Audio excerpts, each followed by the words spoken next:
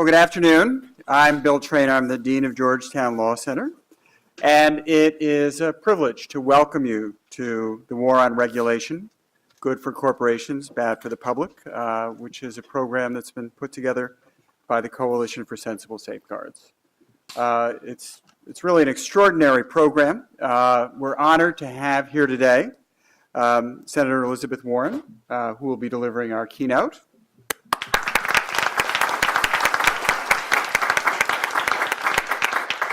And at the end of our proceedings, we'll be hearing from Maryland Attorney General Brian Frosh.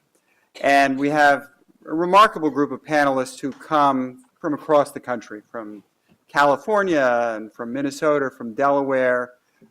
We have two of our very distinguished faculty members, Professor Lisa Heinzerling and Professor Bill Busby, who will be participating. And I want to particularly thank Professor Busby for his work in bringing this program here. And we're just very proud to be hosting it. We often talk at Georgetown Law that we have a DC advantage, that our students and faculty have the opportunity to be at the place where law is made. And this program today illustrates the advantage of being in Washington, D.C.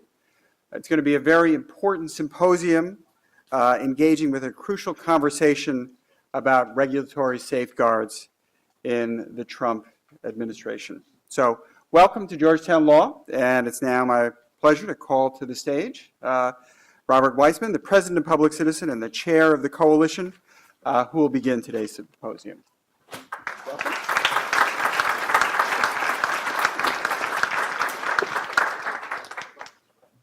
Well, thank you very much, Dean, and Georgetown for hosting us. This is a forum on regulation. We have one rule for the forum, which is you need to finish your lunch by the time I'm done speaking.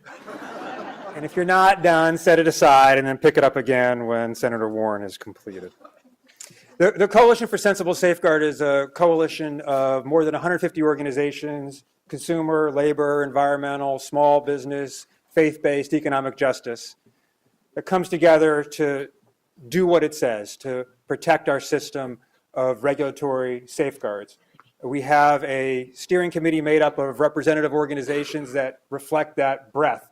The AFL-CIO, Natural Resources Defense Council, the Consumer Federation of America, the Economic Policy Institute, the Union of Concerned Scientists, Center for Progressive Reform, and Public Citizen. We are today, in conjunction with this forum, issuing a report, the War on Regulation, which talks about the issues in detail that we're going to cover at today's forum. What we want to do today is look at what the war on regulation actually means, how the Trump administration is carrying it out, who is benefiting, and what the consequences are for everyday Americans and the health and well-being of our planet. We're going to have, after Senator Warren's keynote address, we're going to have two extraordinary panels. The first looking at deregulation in particular federal agencies. The second looking at people who have been affected by regulatory failure, by the failure to enforce rules or the failure to issue new rules. Those two panels will be followed by brief remarks from Professor Busby and then a concluding keynote from Brian Frosh, the Attorney General of Maryland. The panel and the discussion will unfold as it does. I just want to highlight, I think, three themes that are really important to understand or they're going to be conveyed by the events today. The first is that the deregulatory frenzy unleashed by the Trump administration is not based on evidence. In fact, it relies on ignoring evidence. It relies on suppressing science, denying well-known facts, taking down from websites information that's available, hiding or suppressing studies that have been conducted by the government, and generally relying on constructs that are untrue.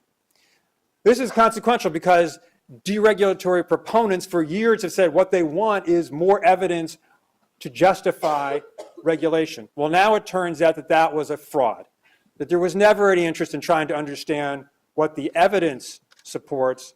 There was just a preconceived agenda, which the administration is now carrying out at reckless pace. The second thing I want to highlight is it's not just any agenda, and it's not just an ideologically driven agenda. It's an agenda that is a payback to corporate donors. It's a corporate-driven agenda carried out by a now corrupted process. So the failure to rely on evidence is integrally related to the payback to corporate donors. The formal rulemaking process we have, the idealized rulemaking process that we have, the idealized system of enforcement we have is really quite far afield from the real one that we live in, which is heavily tilted and slanted towards corporate interests. The third thing to highlight, and this is going to come out very clearly, is regulatory policy is often discussed in Washington, D.C. in abstract terms. Sometimes we concretize it by using numbers. But actually, what's at stake are not numbers and just processes and the law, but real people. And when we fail to enforce the laws on the books, people pay with lives and needless suffering. When we fail to issue new rules to deal with avoidable, foreseeable harms, people pay out of their pocketbooks or with their lives by breathing dirty air, with asthma attacks, what have you. And we're going to illustrate that, I think, in very concrete ways. And that's got to ground our understanding of what's at stake in the regulatory policy fights. Well, now it's my thrill to introduce Senator Elizabeth Warren. I could do a long introduction. I just want to say two things about Senator Warren. One is that there probably is no person in America who, by dint of experience and expertise, is better able to talk about the state of regulation in America. So we're lucky to have her here to do that. And the second thing is, the second thing is this. One reason she's so experienced, of course, is that she had the idea for, created, stood up, and has been the primary defender of the Consumer Financial Protection Bureau. And she's really good at cheering. So that was a pretty cool thing. There aren't a lot of people who've created agencies and then seen them come to fruition, not just invented them in their minds, but invented them in the real world. But beyond that, I think, is if you understand how Senator Warren, then Professor Warren, came to the idea, it wasn't, even though she was a law professor, just because she sat in a cubicle and concocted a clever thing. It was because she did look at what was happening on the ground, and she had studied what it meant when credit card companies were ripping people off, when people were forced into medical bankruptcies, when we had a growing income inequality that was driven by financial engineering that was systematically cheating and ripping people off. And from that study of how people were being affected, she said, we've got to do something differently. We need to have a regulatory system to control predatory lending and out of control Wall Street interests. And then she designed the thing. Well, it's not in such great state now, but that's not going to be the long arc of history on this, I don't think. Okay, let me get out of the way and introduce Senator Elizabeth Warren.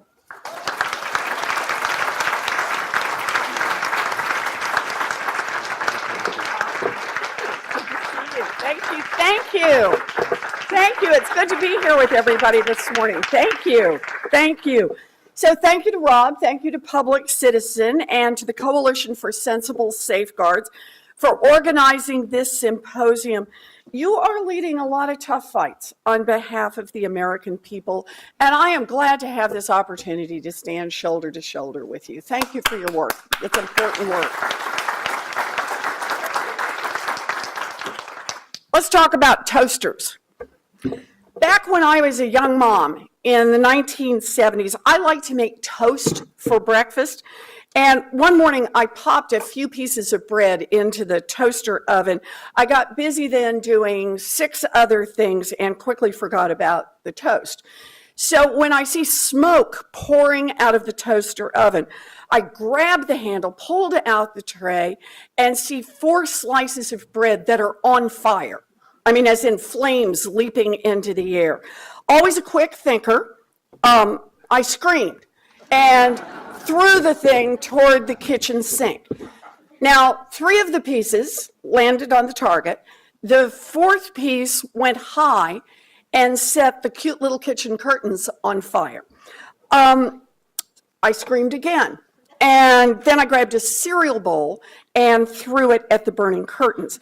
The milk doused most of the fire, and I calmed down enough to realize that screaming and throwing things was probably not my best strategy. I grabbed a towel, I beat on the toaster until everything seemed quiet, let it cool down, and I unplugged it. Now, that may have been the year that I started so many kitchen fires that my daddy actually gave me a fire extinguisher for Christmas. But that says something about my skills. But I want you to think about toasters for a minute. Back then, our toaster oven had an on-off switch, and that was it. And on meant on, which meant it was possible to leave toast under that little broiler all day and all night until the food burned, the wiring melted, and the whole thing burst into flames. At some point, someone had the bright idea of adding a timer and an automatic shutoff.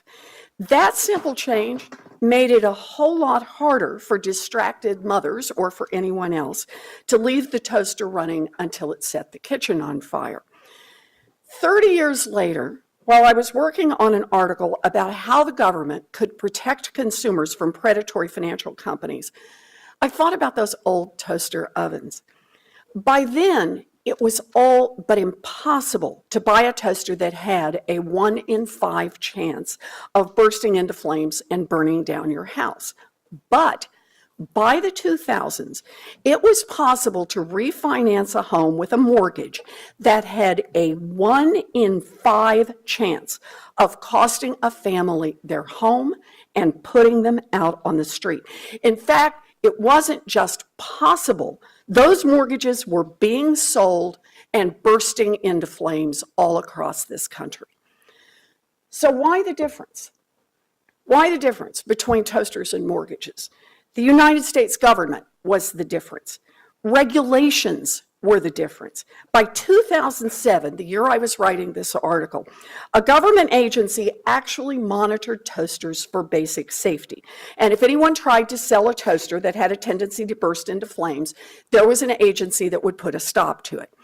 In fact, government regulations ensured the basic safety of pretty much every product offered for sale.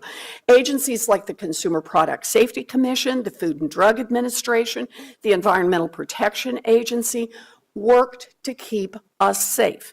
No lead paint in children's toys, no medicines laced with rat poison, no cars without functioning brakes, and no exploding toasters.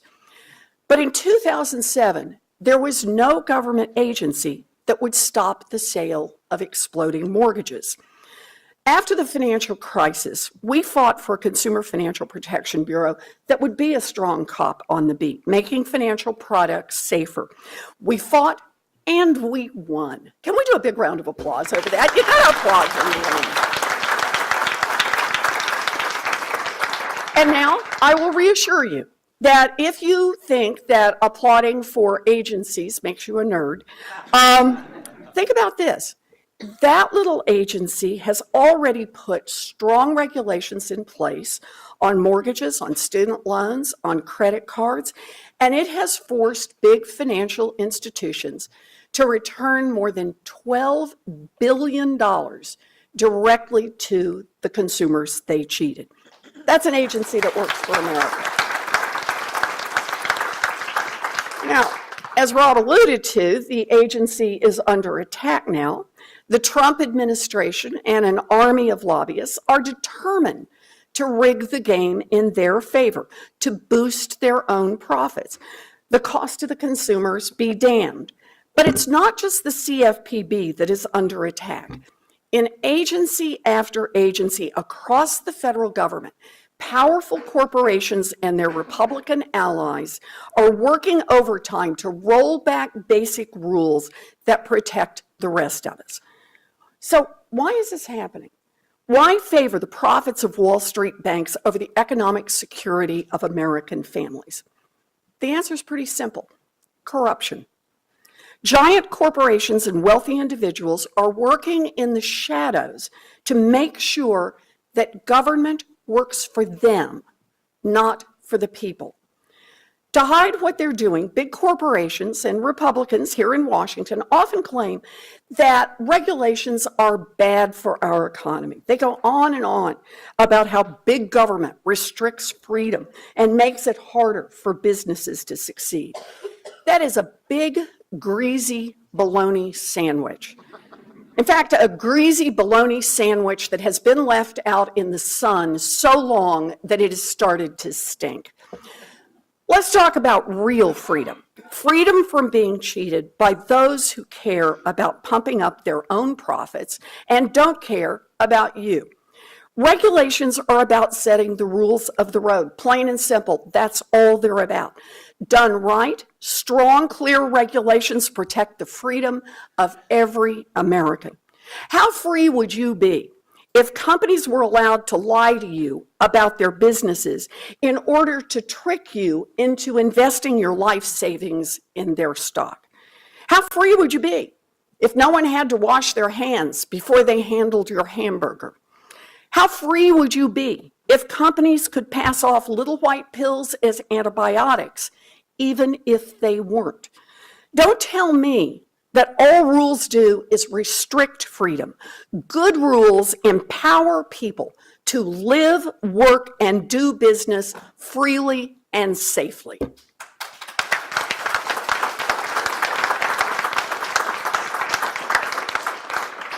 Regulations have three basic functions. First, they provide the basic framework that permits commerce to flourish, to ensure that we get what we've been promised, that a gallon of gas is really a gallon and not almost a gallon, that pills labeled as antibiotics really are antibiotics and they aren't contaminated with something else. We get what we're promised. Second, regulations keep thieves out of our pockets. Rules are how we make it illegal to steal your purse on Main Street or your pension on Wall Street. And third, regulations level the playing field for everyone competing for our business. Because of regulations, good companies that do right by their customers don't have to compete against cheaters. Competition shouldn't be about who can hide the nastiest and most profitable trick somewhere in the fine print. It should be about who offers the choices that consumers like best. That's good for customers, and it's good for upstart competitors who think that they have a better product to offer. So let me say this outright. Well-designed regulations allow for more freedom and more safety for each of us personally, more freedom and more opportunity for small businesses and startups, and more freedom and more security for workers who are building a future for their families, and more freedom for every business that is willing to compete straight up on the quality of its goods and services. The so-called war on regulation isn't about freedom. The war on regulations is waged on behalf of giant companies that don't want to follow any rules. So let's call it what it really is. It's a war on public health, a war on public safety, a war on truly free and competitive markets, a war on American workers, a war on American consumers. Republicans in Washington talk about regulations like it's some kind of uncontrollable Frankenstein's monster with an independent will all its own, a beast that will chew our bones. They use the word regulation like a magic incantation, a fearsome word that can be repeated 3 times to ward off the evil of big government. But American history tells a very different story about regulation. More than a century ago, the Industrial Revolution began to stir and factories sprouted up all around this country. Industrial Revolution radically altered the American economy, and it generated enormous wealth, but it also wreaked havoc on workers and their families. As industrialization spread across this country, families poured in from farms into the cities, only to land in workplaces that were monstrously unsafe. Wages were paltry and hours were grueling. Now, America's response to this was not to abandon the technological innovations and improvements of the Industrial Revolution. We didn't send everyone back to the farms. No, instead, we came together as a country, and through our government, we changed public policies to adapt to a changing economy. In other words, we adjusted the laws, the regulations, to keep much of the good and get rid of much of the bad. Over time, the list of new laws and regulations grew. A minimum wage, workplace safety, worker compensation, child labor laws, the 40-hour work week, the right to unionize. These protections set up guardrails so that giant corporations could no longer exploit workers just to boost their own profits. And in addition to protecting workers, America also took steps to protect our financial system. From colonial times until the early 1930s, America pretty much took the economic world the way it was. Booms and busts were just a part of the way that things worked, and there wasn't much we could do about it, sort of like the natural cycles of the moon. And those crashes hurt. Sure, they took down speculators, but they also took down farmers and small business owners and employees and millions of people who got swept away by massive economic forces that they could not control. And then the big one hit, the Great Depression. Unemployment skyrocketed, peaking at more than 20%. Breadlines swelled across the country. Frightening rumors caused Americans to rush to empty their bank accounts, triggering even more crises. In the midst of this chaos, Franklin Roosevelt stepped in with a bold idea. We can do better. We can use regulation to end the boom and bust cycles, and that is exactly what he did. In the wake of the Great Depression, America put in place strong laws and rules that stabilized our financial system. FDIC insurance made it safe to put money in banks. The SEC was built to be a cop on the beat, not a cop on Main Street, a cop on Wall Street. And Glass-Steagall separated boring banking, checking accounts and savings accounts, from Wall Street risk-taking. For more than 50 years, half a century, those rules stayed in place, and they worked. The devastating economic crashes were gone. Regulations brought us economic stability, and the financial services industry served the American people rather than the other way around. Regulations to protect workers, regulations to protect financial marketplaces and make them fairer. The GDP was climbing, and America's middle class was getting a huge share of all that growth. We were on a roll. And in the 1970s, environmental issues moved front and center, and the safety of American families came under review again. You know, this may be hard to believe for some people in this room, but back in the 1950s and 60s, big American cities were smothered with thick layers of nasty, dirty smog. People sucked down toxic chemicals on the way to work. Little kids breathed in dangerous substances on school playgrounds. Factory owners spewed their filth in the air and didn't care because they didn't pay the cost of pollution. The auto manufacturers weren't held responsible for tailpipe emissions from the cars they built. But the millions who suffered asthma attacks, developed lung cancer, and died from heart disease because of dirty air paid a terrible price. During one Thanksgiving week back in 1966, a severe smog crisis choked New York City, killing hundreds of people. Think about that. People demanded action. But big corporations pushed back hard. Big car makers said they would never be able to meet the deadlines to reduce emissions, that it would cost too much to adapt their vehicles, that they would go bankrupt. By the way, you notice they sound exactly like big corporate interests today that are fighting greenhouse gas restrictions. But people prevailed. The new Environmental Protection Agency was born. Congress passed the Clean Air Act, giving the EPA the authority to put in place strong new rules and clear deadlines to protect all of us. And the results? From 1970 to 2016, common air pollutants fell 73%. Today, the Clean Air Act saves more than 160,000 lives every year. 160,000 people, our neighbors, our families, 160,000 people every single year. That's what good regulations can do.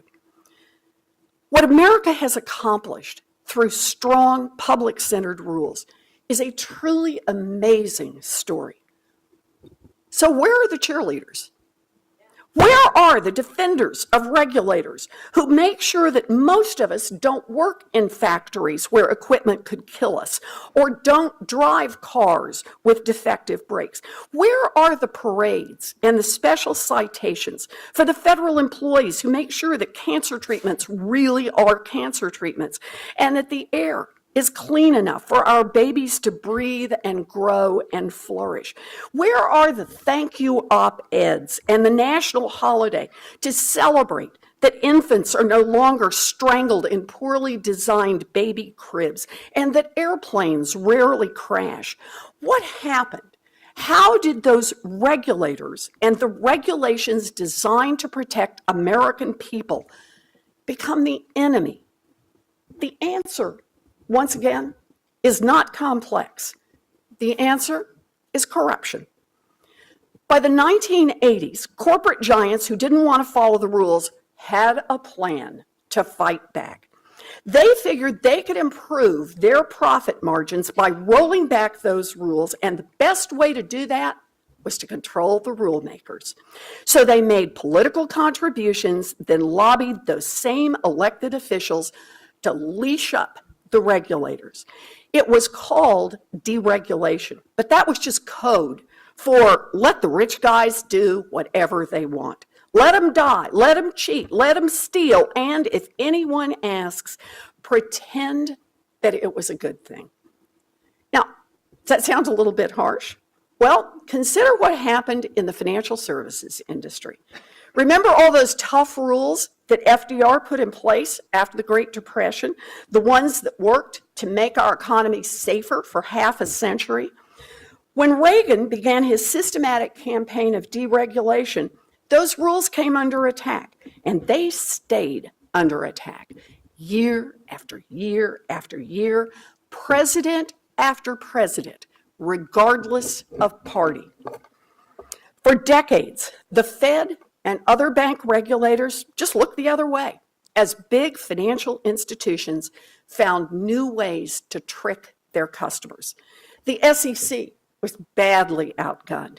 Credit rating agencies signed off on the safety of pools of mortgages that were more like boxes of grenades with the pins already pulled out. And the wall between high-risk trading and boring banking was knocked down as Glass-Steagall was repealed. The result should have surprised exactly no one. After another boom in 2008, our economy came crashing to the ground, dragging along tens of millions of Americans who lost their homes, who lost their jobs, who lost their savings, who lost the very lives they had spent decades to build. 30 years of deregulation, a crash that nearly brought our economy to its knees, a recovery now that has left most Americans behind. And what is the Trump administration's answer? More deregulation. More deregulation. Make this government work better and better for the richest and the most powerful. Oh, sure. Back in 2016, candidate Trump made big promises. Promises to drain the swamp, promises to fight for working people, promises to ignore lobbyists, promises to stand up to Wall Street. Well, it is clear now that those promises were just part of the scam. A scam that has paid off handsomely for Wall Street, paid off handsomely for every corporation that can hire an army of lobbyists or drop big money at a nearby Trump hotel. Paid off handsomely for every billionaire or corporate executive who has pocketed part of the $1.5 trillion tax giveaway. Paid off big time. But for American families, the payoff still hasn't arrived. And there's more payoff for big corporations as the Trump administration rolls back worker protections. The agenda? Take away overtime from pay from millions of workers. Delay rules to limit workers' exposure to chemicals that cause lung disease and cancer. Stack the National Labor Relations Board with people who have spent their careers busting unions. And how about the important environmental protections that protect the health of our families? The one we put in place to make sure that we can drink the water and breathe the air. Well, President Trump started by appointing Scott Pruitt to head the EPA. Corruption oozes out of his office. From wasting hundreds of thousands of taxpayer dollars to cutting deals to make himself rich to doing the bidding of the highest paid lobbyists. Consider clean water. The Clean Water Rule is designed to protect drinking water, but industry opposes the rule because it means they can't dump toxic chemicals in the water or spread toxic waste on ground where it might run into drinking water. And since industry doesn't like the Clean Water Rule, Scott Pruitt has come up with a plan for ending it. Or think about pesticides. 3 years ago, the EPA decided to ban a dangerous pesticide that puts our children at risk. But right after Scott Pruitt met with the CEO of Dow Chemical, the rule was gone. Or power. The Clean Power Plan is the biggest step we have taken to fight against climate change. But once Scott Pruitt met with executives from Big Coal, the EPA announced its plans to end the rule. In just over a year, the administration has worked to roll back more than 60 environmental rules, from revoking car emission standards to undercutting efforts to limit methane gas. In the name of deregulation, Pruitt has told corporations they can boost their profits by poisoning our waters, fouling our air, contaminating our food, and threatening the very planet we call home. All told, the Center for American Progress estimates that Pruitt's rollbacks will cost the American people about $260 billion a year. And some of those costs will be measured in hospital admissions and funeral bills. The same attitude permeates the Trump administration. Betsy DeVos, Secretary of Education, has delayed the rules to keep for-profit colleges from scamming students. Mick Mulvaney, controlling the Consumer Financial Protection Bureau, has rolled back the oversight of payday lenders. Ryan Zinke, Interior Secretary, has pushed to open up more offshore areas to risky oil and gas drilling. President Trump has even worked to weaken the Consumer Product Safety Commission, the agency that makes sure that toasters don't explode. He has nominated a new chair who has opposed safety protections for table saws and nominated a new commissioner who defended companies that knowingly sold all-terrain vehicles that tipped over and crushed children to death. I could keep going on, but these examples make one thing clear. President Trump and his team have embarked on an aggressive effort to kill the rules that protect the American people from corporate predators. Okay, now is the part where we need to state the obvious. No, I don't think every regulation is good. Sometimes regulators get it wrong. Sometimes old rules need updating. Sometimes rules should be eliminated outright. And the corruption of our rulemaking process now runs so deep that sometimes rules get perverted into government-sponsored protections for giant corporations instead of protection for the American people. And on this one, you don't have to tell me. One of the most significant regulatory rollbacks enacted by the current Congress eliminates a thicket of anti-competitive restrictions that reduce access and drive up the cost of hearing aids for millions of Americans. Now, you might ask me, how do I know that? I know that because I wrote the bill to roll back the regulations. I worked with conservatives to advance it, and I got it signed into law by President Trump. Yeah. But these kinds of regulatory changes, the pro-competition, pro-consumer changes, they aren't what the Republicans' agenda is all about. No, the Republicans are working to insulate big corporations from accountability and responsibility. They are trying to make government work better and better for fewer and fewer people. This is a critical moment for our country. The Republicans control both Congress and the White House, and they are using their control to fulfill their corporate deregulatory agenda that promotes profits for executives and investors over the safety, security, and opportunity of everyone else. And yeah, that's pretty grim. But I am here today because I am an optimist. I am an optimist because I believe that change is possible. I know it is hard. Ending the war against America's families will take us a lot of fights on a lot of fronts. We can't win until we pry our government free from the grip of the rich and the powerful. And that's why, in the coming weeks, I will introduce sweeping anti-corruption legislation to clean up corporate money sloshing around Washington and make it possible for our elected government to actually work for the American people again. My plan will padlock the revolving door between government and industry. It will eliminate the ability of government decision makers to enrich themselves through their government service. It will empower federal agencies to pass strong regulations that benefit the public by ending corporate capture of the regulatory process. Ending this war on public safety and competitive markets will also require standing up and making the case loud and clear. Strong government rules matter. We cannot, we must not accept a government that works only for the privileged few.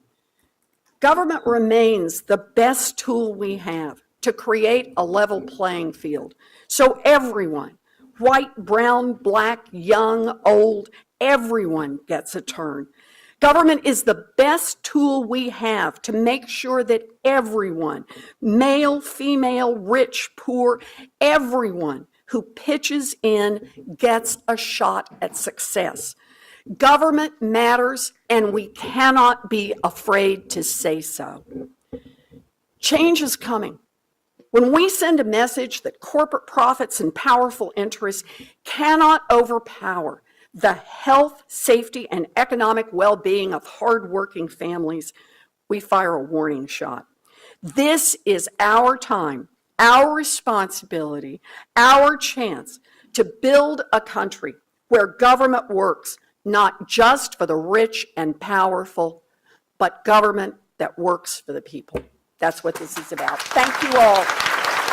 Thank you. Thank you. Thank you. Thank you. Thank God. Thank you. Thank you. Thank you. Thank you.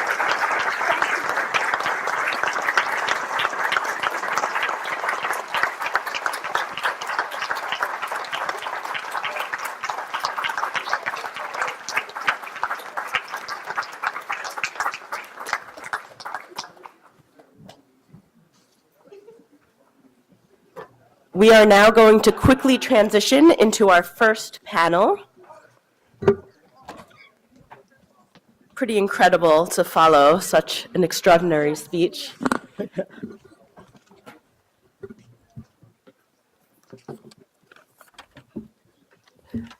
Good afternoon. I am Rachel Weintraub, Legislative Director and General Counsel at Consumer Federation of America.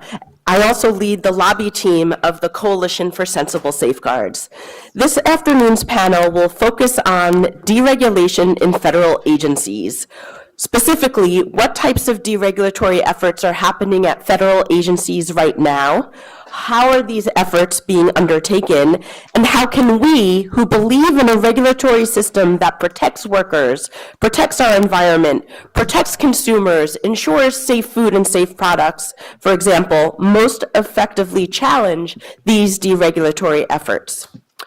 Our panelists include, and I cannot do justice to these panelists' amazing accomplishments, but I will very briefly just describe what they are currently doing, but it is an incredible honor to be on this panel with them. First, Professor Lisa Heinzerling, Professor of Law at Georgetown University, and an expert in environmental and administrative law, amongst other issues. Betsy Sutherland, 30-year veteran of EPA and former Director of Science and Technology in EPA's Office of Water, and Heidi Schierholz, Senior Economist and Director of Policy at the Economic Policy Institute and former Chief Economist at the Department of Labor. So how we're going to run this panel this afternoon will be that each of the panelists will briefly introduce themselves, will briefly provide the initial framing of their perspective on these issues, and then we have a number of questions which I posed at the beginning that we will discuss. So first, Professor Heinzerling. Thanks so much. Wonderful to see such a crowded room at lunchtime talking about regulation. So we've heard already from Senator Warren about deregulation, and I guess my main message is an unsurprising one, which is that the deregulatory impulse in this administration comes from the top down. As I'm sure you know, President Trump has issued dozens of executive orders and presidential memoranda. Many of these documents instruct agencies to reconsider existing regulations and to revoke them.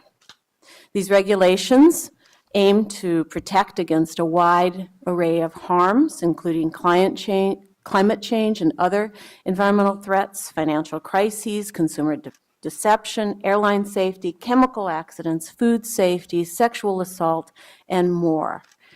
In the orders and memoranda issued by President Trump, and in the deregulatory surge that has followed in the agencies, there is an unremitting focus on the cost to industry of keeping these rules in place, with zero attention, zero, to the effects on the public of removing these protections. The clearest expression of the administration's fixation on industry costs at the expense of public benefits is an executive order numbered 13771. It is the so-called 2-for-1 executive order.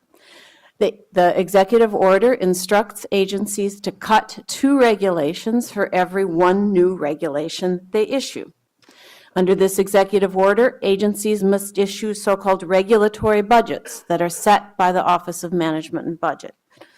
These are not ordinary budgets in which agencies have a limit on the public funds they can spend to do their work. Instead, agencies have a limit on the amount that they can require private entities to spend to alleviate the problems the agencies were charged by Congress with addressing. For the current fiscal year, the Office of Management and Budget has given the agencies regulatory budgets that are in every case 0 or negative. It will take years for agencies to make the amount of money it will take in order to pay for a new regulation. And it'll take years partly because the costs from any given regulatory rollback so far are not very substantial. And so what the executive order really does is shut down new regulations, even while its effect on the existing regulatory surplus, if you will, is not yet certain. In addition, under Executive Order 13771, a reduction in regulatory costs is considered a success no matter how dearly we all pay for it in benefits foregone. Agencies have frequently cited this executive order as a reason for their deregulatory activities, but executive orders do not change the statutes under which agencies operate. The president cannot change statutes. That's for Congress. And so agencies that try to undo existing regulations by reference to that executive order and the so-called authority under it may find themselves in legal trouble. A fixation on regulatory costs alone disrespects legislative choices. If Congress cared solely about regulatory costs, it wouldn't pass regulatory statutes. Now, the Office of Management and Budget is also overseeing compliance with executive order, yet OMB's own reports conclude that, in fact, federal regulation pays its way in the amount of the benefits that it produces. And Environmental Protection Agency regulations do particularly well in this kind of analysis. They pay more in benefits, again, than they cost to industry. And yet, as we've just heard, the Environmental Protection Agency has been slated for some of the most dramatic changes in this administration. In addition, an office within the Office of Management and Budget, the Office of Information and Regulatory Affairs, has allowed regulatory proposals to pass its approval process with very little analysis, with essentially no analysis of underlying facts, very little attention to any factual record, no attention to the benefits of regulation, and very little attention to the underlying statutes. We have been told for decades, since President Reagan was in office, that the Office of Information and Regulatory Affairs within the White House is our protection against government irrationality. We need control in the White House for the agencies to prevent us from doing foolish things. And for years, many of us have thought that's false. That in fact, what the Office of Information and Regulatory Affairs does is to thwart ambitious regulatory programs by agencies who are following the statutes that Congress has passed for them, right? That's what we've thought. Now, it turns out this has really come full circle. Today, the Office of Information and Regulatory Affairs is exposed as simply an office that stops regulation and that stops it without even considering the consequences of what it's doing. Thank you. Thank you so much, Professor Heinzerling. We're now going to go to the end of the dais, and I introduce Betsy Sutherland.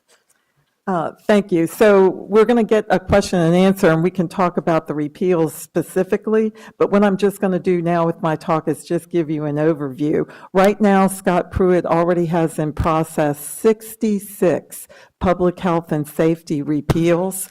And each one of those 66 repeals, he talks only to his political donors in industry and agribusiness, without any input from EPA scientists, engineers, or economists, who in most cases worked about 8 to 10 years to develop those rules, and further, without any evidence that those rules have any technical or procedural flaw which would require a repeal. I mean, we do voluntary remands if we're in error on regulations.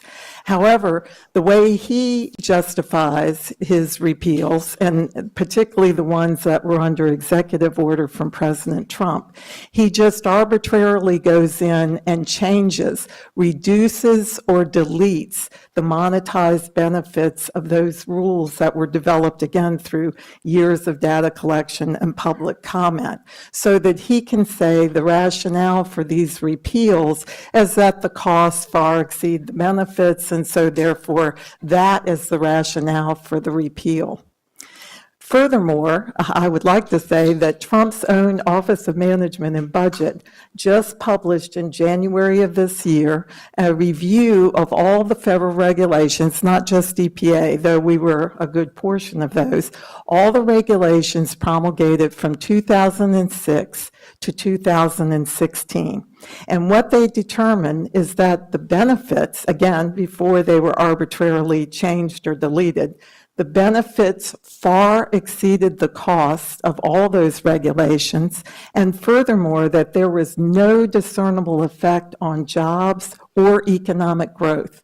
Again, a report that just came out in January of 2018. But despite that, we're going to keep the false narrative that costs far exceed benefits, and so we're going to continue with these 66 repeals at EPA. Without getting into each individual rule, I can give you three main impacts for every one of those repeals.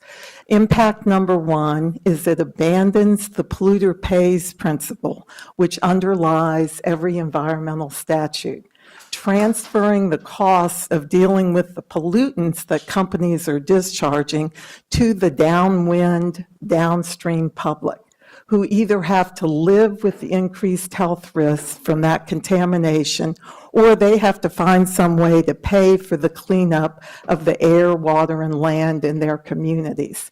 And this makes absolutely no economic sense, since it is well documented that the costs of treating pollutants at the source are always orders of magnitude less than treating those pollutants once they've been dispersed into the environment. Impact number two, again, from every one of these repeals, is that it ensures our communities are going to be exposed to ongoing pollution that would have been prevented back in 2015 or 2016. And I can assure you there's a much higher chance today of an environmental crisis with serious public health implications because so many of these rules are under repeal right now. And you realize the process we have to go through. We have to wait years for Pruitt to finalize the repeals. Then we have to have our states or environmental groups litigate those repeals. So it'll probably be 2024 before they'll all be put back.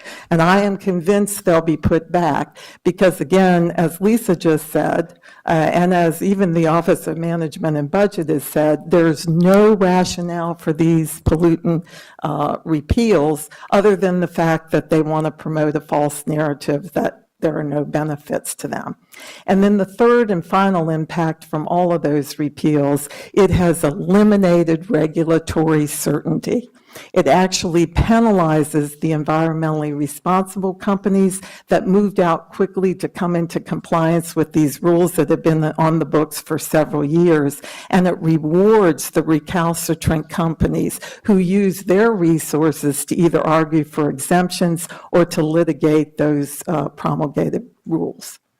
So that's it for me, and I'll pass it on to the Labor Department. Thank you so much, Betsy, Heidi. Thank you. Thank you. Thanks so much for inviting me to be here at this incredibly important event. As others have said, the backdrop of this conversation is heated rhetoric from the administration and majorities in Congress saying that regulations are incredibly costly, they're destroying the economy, they're destroying jobs, and it is such a surreal backdrop because it is so at odds with the evidence. As I think Lisa talked about, if you look at the evidence on the impact of federal regulations on the economy, what it shows is that the net benefits minus costs, are really positive for the economy. So, for example, there was the Office of Management and Budget did a look at the regulations that were promulgated under the Obama administration, the major regulations, and found that the net benefits were over $100 billion a year to the economy.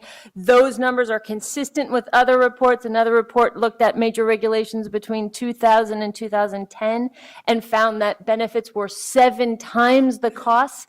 And all of that evidence is even more significant when you take into account that there's other evidence that shows that costs are typically overestimated in the cost-benefit analysis in these rulemakings, and many of the benefits aren't actually even monetized. So some of the more nebulous benefits are sort of hard to monetize, like how much does it is it worth to have a healthier workplace or what? So sometimes they just actually are not monetized, so they don't fit into theirs, whereas the costs are typically always monetized because you could say, I know how much it costs to buy this set of safety equipment or something. So they're more concrete, so the costs are there.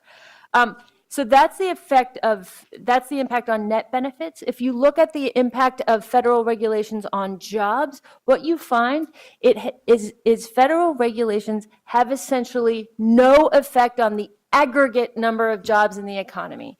And the key word there is aggregate, because you will see some churn in the economy sometimes as a result of regulations. And a way to think about that is, okay, you pass a regulation that outlaws lead paint because lead poisoning is incredibly serious, sometimes fatal, particularly for children. We don't want lead paint out there. You pass a regulation that you promulgate a rule that eliminates lead paint.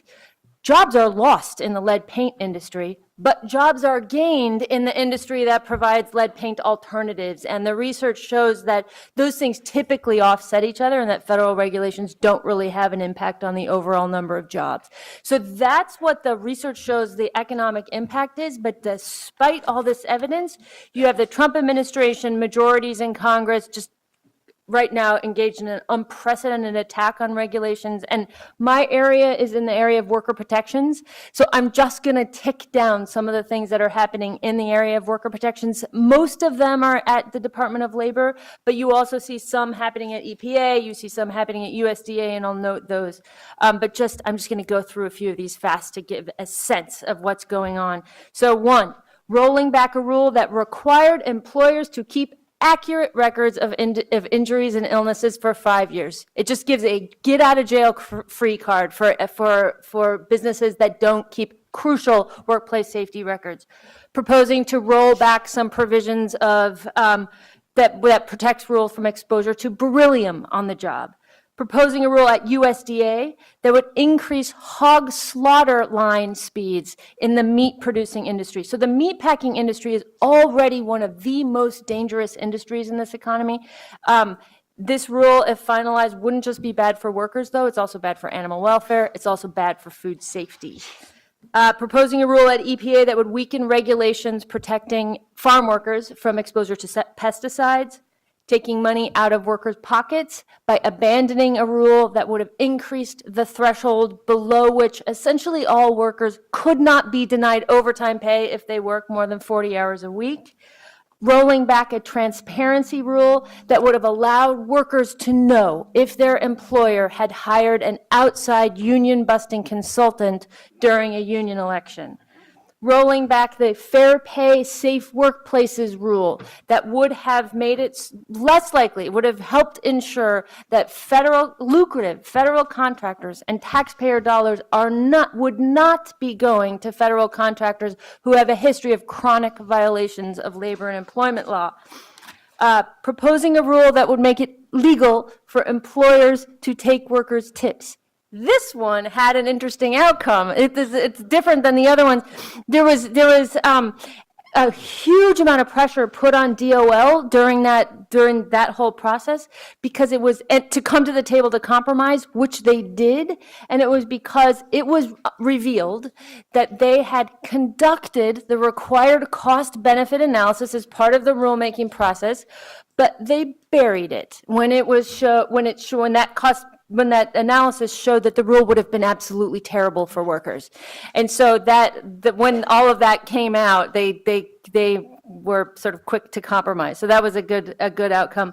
And then the thing I'll end with on this list is that they're now gearing up to do more damage. The spring regulatory agenda, for example, showed that there's a plan to make a proposal to make it easier for 16 and 17-year-olds to work in hazardous occupations.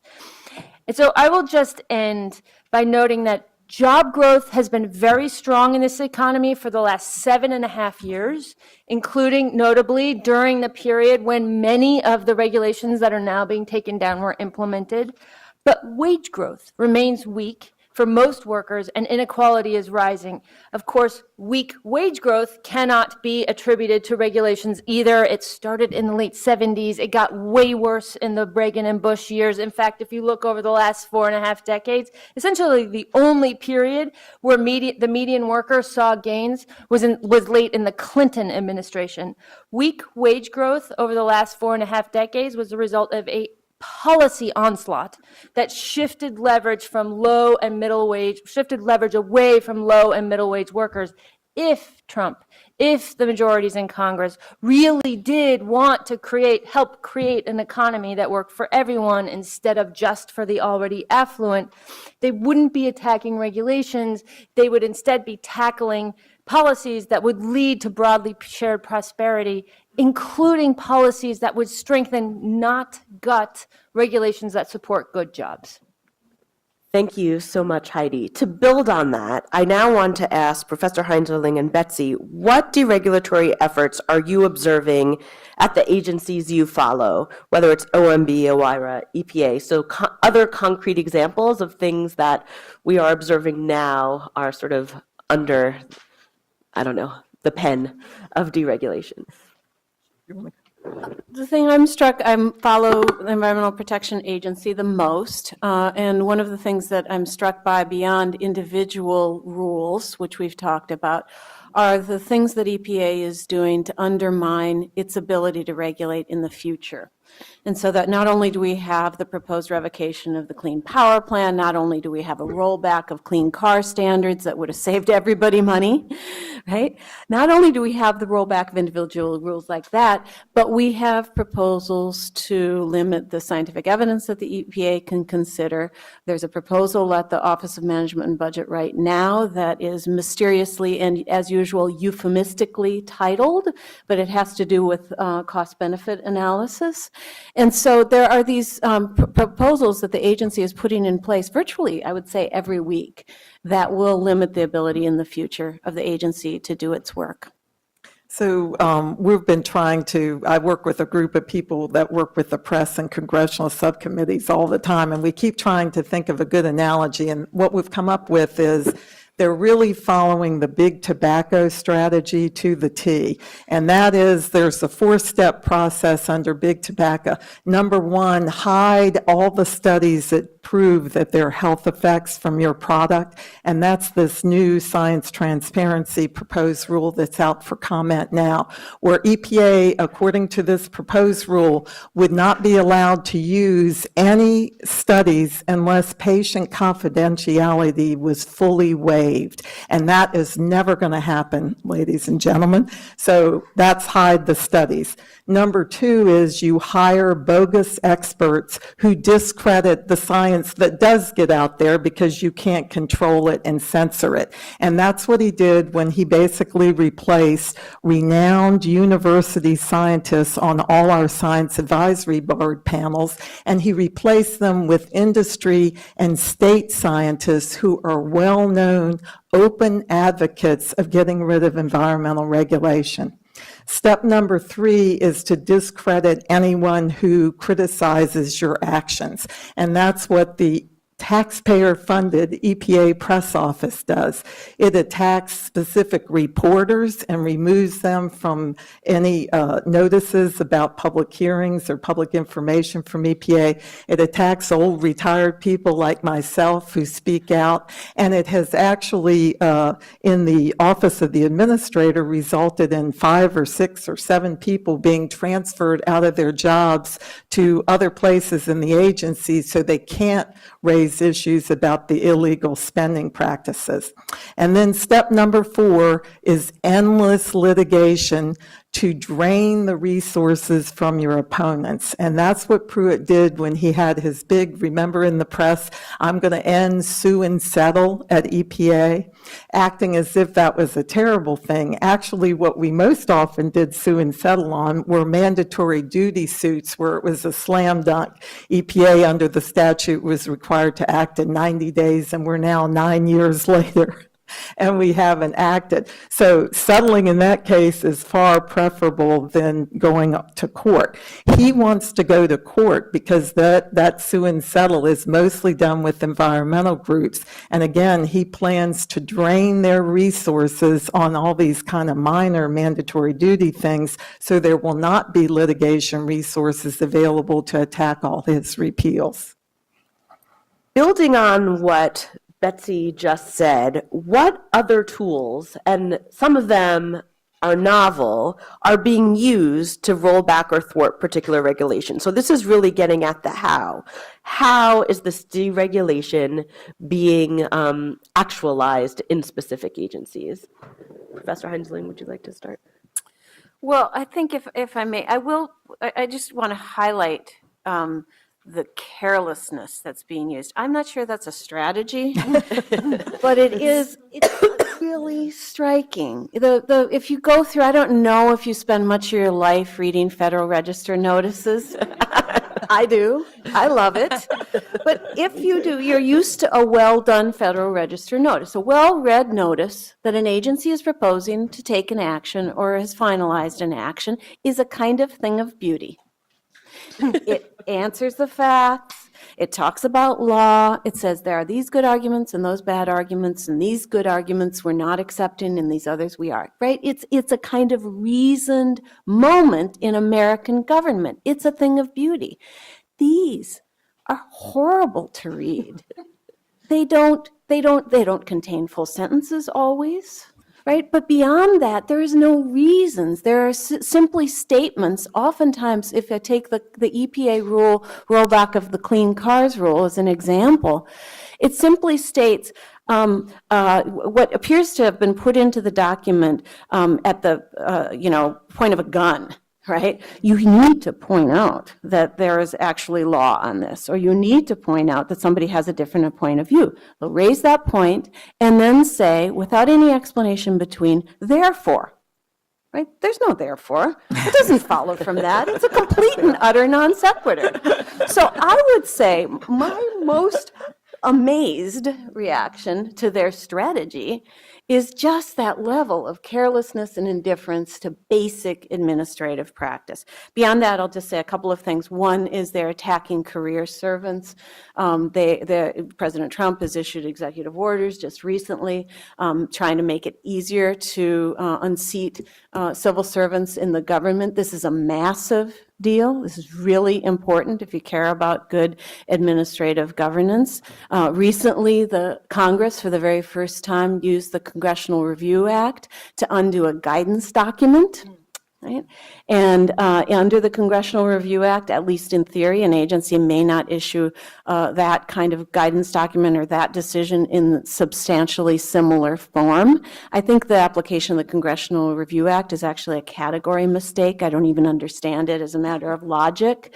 The idea that just a guidance document that just purports to say what the agency's current thinking is, that it either imposes costs itself or that it can't be redone in substantially similar form, those seems like big category mistakes to me, but it's being done. So these are some of the new ways in which government is operating in this city today. I can jump in.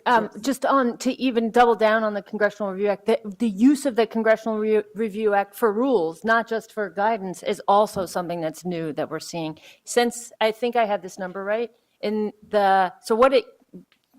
what the Congressional Review Act allows is that for Congress to overrule rules that were passed in the tail end of the Obama administration. I think that Congress overruled 15 Obama-era rules using the Congressional Review Act.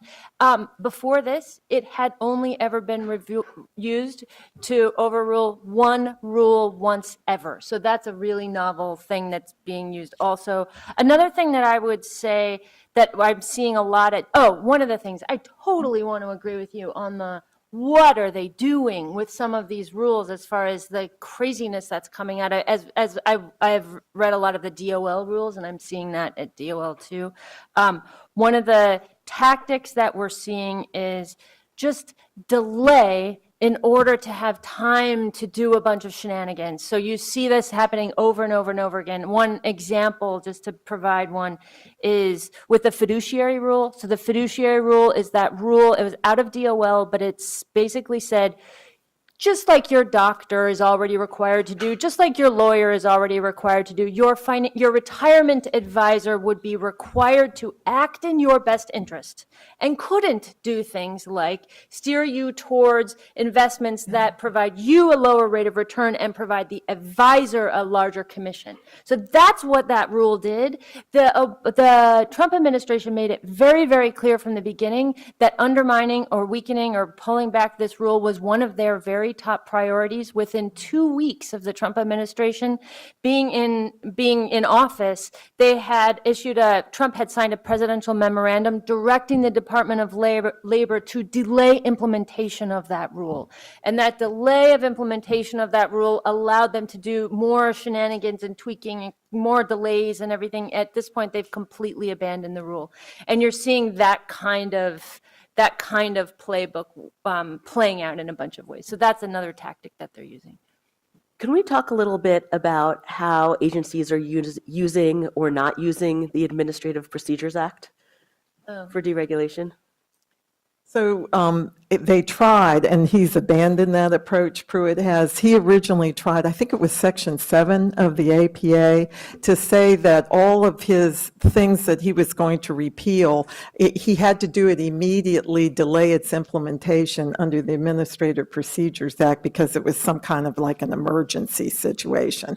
And so he got into an immediate conflict with NRDC, who immediately litigated on that, and so he's dropped that now. And so that's why it's actually a very delayed rulemaking process, because first now he delays the implementation, the compliance period for a rule, then he proposes to repeal it, and then he finalizes the repeal. So now it's like a three-step process. He was trying to use this Section 7 of the APA to delay and do the proposal simultaneously.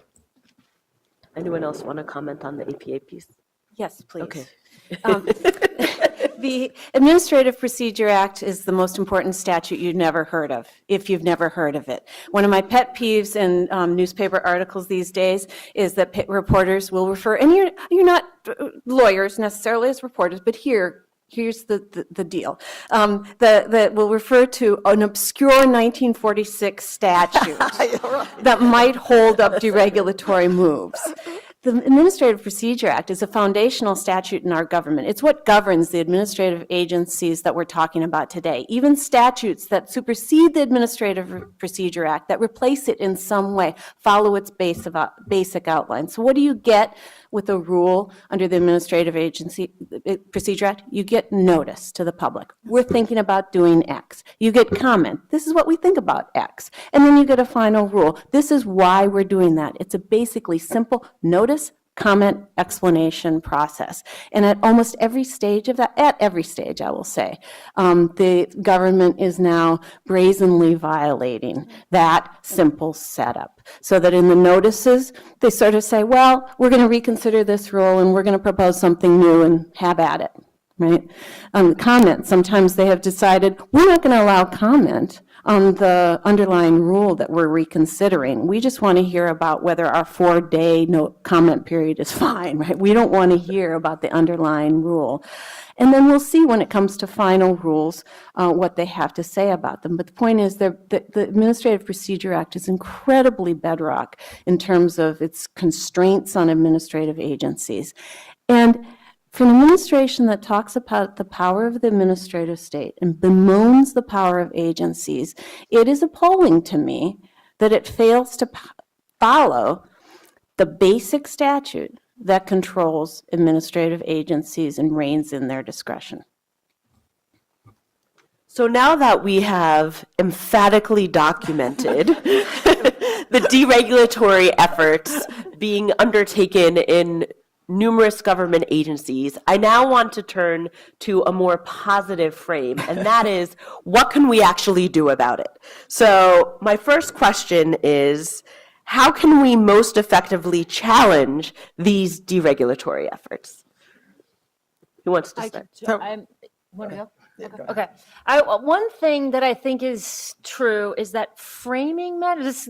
I'm giving in this part, giving sort of a messaging question or a messaging response that I'm not a pollster, but my understanding of what is known is that if you talk about the need for tough and fair enforcement, that's sort of a winning message around regulatory debates. Like, people understand that we need safeguards against harms for public health and public safety and economic well-being. And when that's talked about in the context of that goes along with tough and equal enforcement so that big businesses also, and it's not just ordinary people who are held accountable, that sort of framing actually, I think, has sort of strong favorability. So I think the framing and talking about it is a very important thing. I have a couple others, but do you want me to? Okay, the other thing, this goes back to the APA question. One of the things, and I talked about this when I talked about the tip rule, but the violations that we're seeing of APA, I think, can be used a little bit, maybe in some cases successfully, to push back. And the reason I say this is because that's what happened in the tip rule. It's very clear in the APA that if it's an economically significant rule, that agencies have to quantify to the extent possible the economic impacts. DOL did that for this tip rule that would have allowed employers to take workers' tips. They didn't like the result, so they buried it instead of doing the required publishing what the results were in the proposed rule. And that got out due to incredibly good investigative reporting by Ben Penn at Bloomberg BNA, and then a huge campaign to publicize that. And so that 1-2 punch of great reporting combined with a big campaign to get the word out, DOL came to the table to compromise. So it like worked at least in that one place. And so that's something to keep in mind.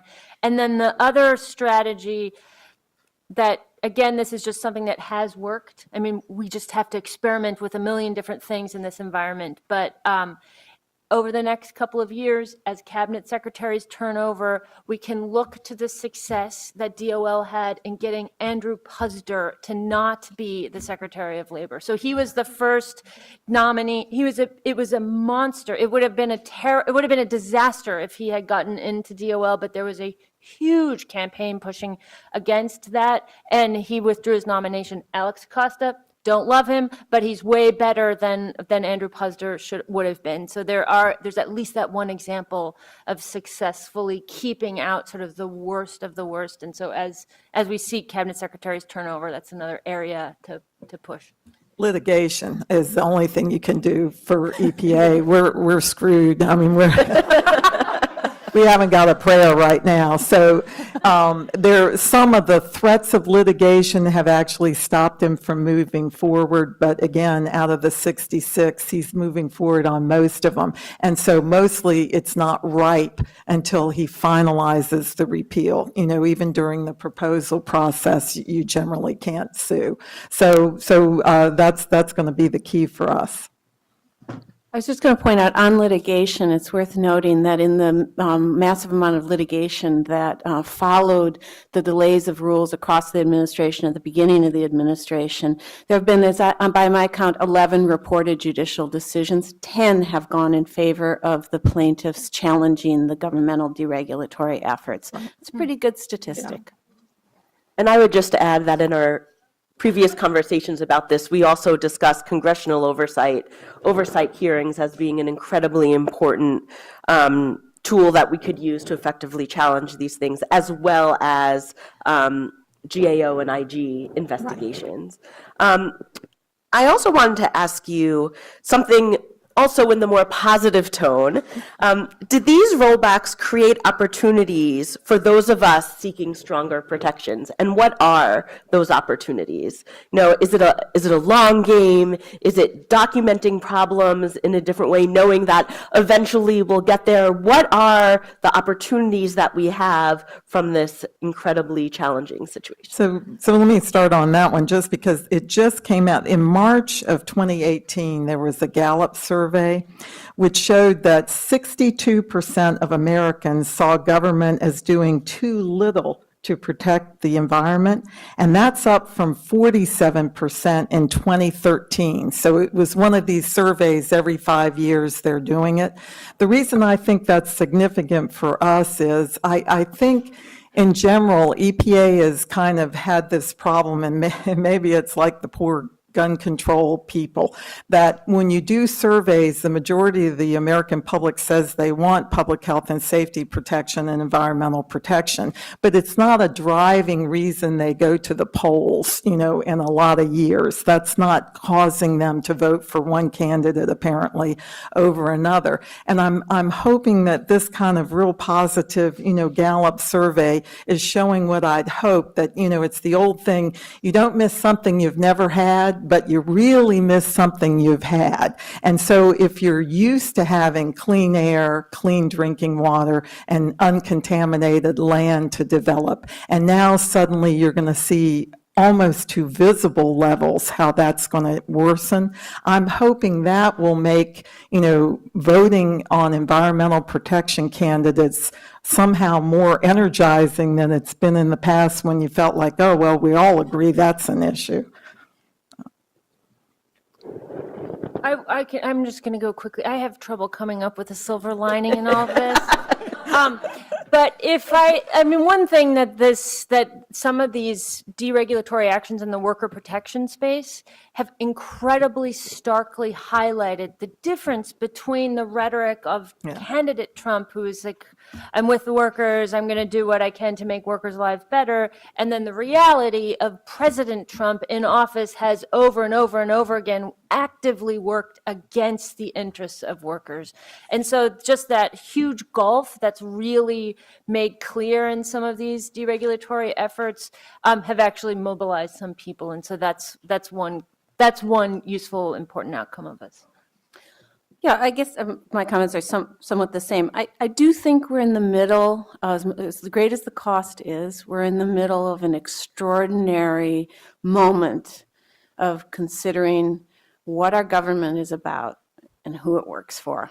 And I think for a long time, we have been able to rest assured that, as Senator Warren said, our medicines are safe, our water is safe, our air is clean enough to breathe, and so forth.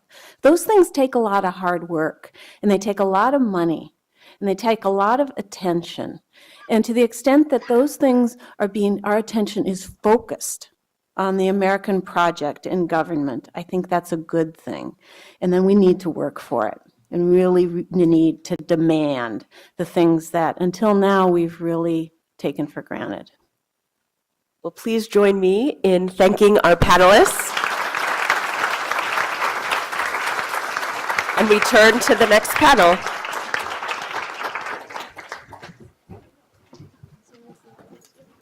Yeah, I do too. That was totally great. I want to come take one of your classes. Outstanding. You guys are outstanding. That's hard. Engage. Thank you. Exactly. It's that difference.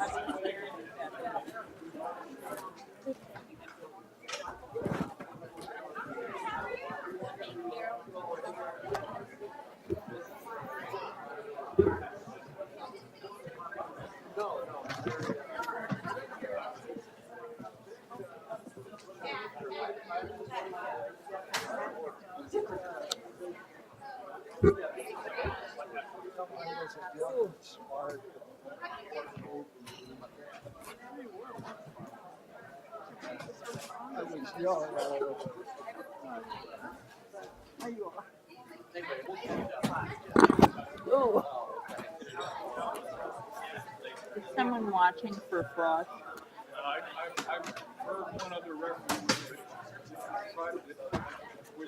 Okay. I'm sorry to see folks leave. This is going to be a really cool panel. So just one observation about why we're having this panel. We often get so wrapped up in talking about the dollars and cents that we forget that there are actually people involved in all of this who have been hurt grievously and for no good reason. And I just want to remind us, because we have to keep these two realities in our mind, there is not a law that applies to all the agencies in the United States government that says that they have to conduct cost-benefit analysis. There is a directive from presidents going back a long way, and when President Obama embraced this, we sighed to the inevitable when he continued cost-benefit analysis. And we're now so used to talking in that frame that it has become the war of the dueling money. But it's not from the Administrative Procedure Act. And even though we have to be expert in how they mangle these analyses, it's really important that it's not in the law and that some of us would immolate ourselves on the Capitol Hill steps if it got in there, because it would become even worse. So we are honored to have a group of people who come from a variety of perspectives and who have been hurt themselves, their families. These are folks who were not rich enough to insulate themselves by either not working or working in a very safe office suite. They're people who are being pushed to resort to the tort system rather than having the government prevent injury. They must go seek relief after they have been so hurt. And this turns the clock back by several decades. I mean, the reason that all these laws were passed to begin with was because we didn't want people to have to search for a lawyer, hope to find one, and spend years in court trying to recover some money for what they lost. And that's a sad thing. And every day, if you remember these stories, it'll make you get out of bed, shake yourself off, and go work wherever you work to fight what's happening. So I'm going to start. I've asked everybody to tell their stories first. I'm going to start with Janet Mcgee from Minneapolis, St. Paul, maybe the farthest distance. Then we'll ask Penny Dryden and finally Andrea Carlton to talk with us. They're going to tell us what happened, and then we're going to have a second round on why they think it happened, what the reasons are that we have to be alert to. Thank you. I'm Janet Mcgee, and I'm here today because I want to spread awareness of the danger of furniture tip-overs and be a voice for stronger and mandatory safety standards for clothing storage units. On Valentine's Day, just 2 years ago, my 22-month-old son, Ted, was taking a nap in the safety zone of his own bedroom. The last time I went to check on him, I opened his door immediately and saw his dresser had fallen forward. I lifted the dresser up and started digging through a pile of drawers, only to find him at the bottom of the pile, non-responsive. When we arrived at the hospital, they found a faint heartbeat, but we were soon told there was nothing more that could be done. Ted died that day, just 4 hours after we found him under his dresser. My husband Jeremy and I initially thought Ted's death was a freak accident. We had never heard of a tip-over before. But since Ted's death, I've pieced together a bigger picture of what's happening, and it has driven me to become an advocate for furniture tip-over prevention. Shortly after Ted died, I learned that his dresser did not meet safety standards. And it didn't have to, because the safety standards for making dressers are voluntary. And still today, companies do not have to comply with safety standards in order to sell their clothing storage units to consumers. What I've learned since Ted's death is that the first child to die from an IKEA dresser was recorded in 1989. And by 2014, there were 6 documented children's deaths from IKEA dressers. The last 2 of these 6 children to die were killed by the IKEA Malm dresser line in 2014, the same dresser that killed my son. In July of 2015, IKEA decided to issue a repair kit program, not called a recall, but a repair kit program, where if a consumer requested it, they would send out an anchor kit for free to consumers. My husband and I had never heard of this repair kit program that had been launched 7 months before Ted died. So in the end, we went from thinking Ted's death was a freak accident to learning that Ted was actually the 8th child to die from an IKEA dresser in a 27-year period of time.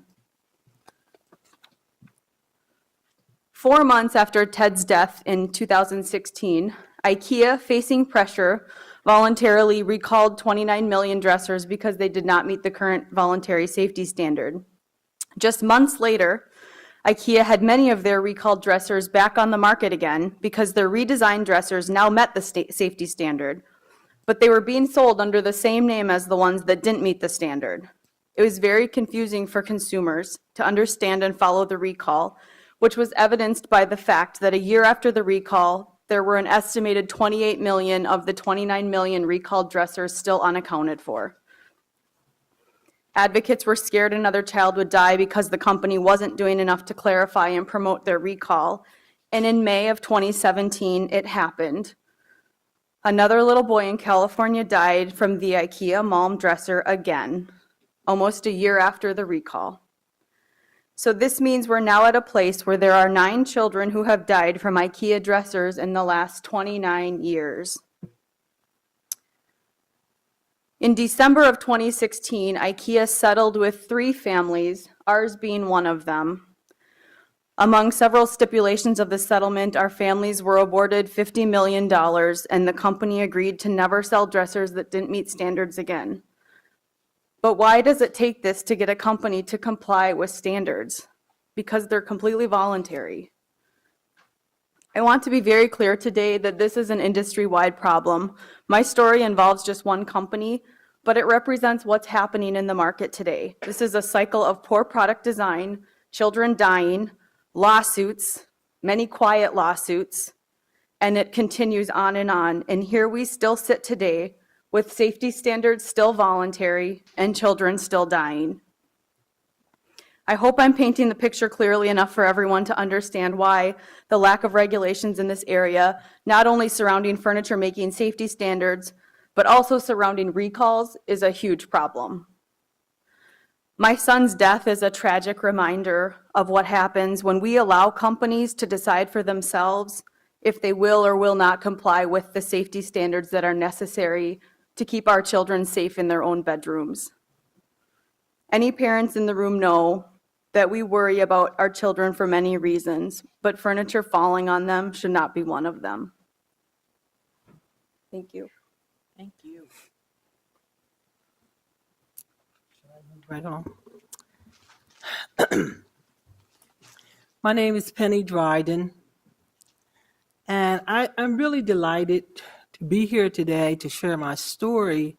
I was here last year, and it just delights me more to come back so even more people could hear and understand why I got involved as an activist.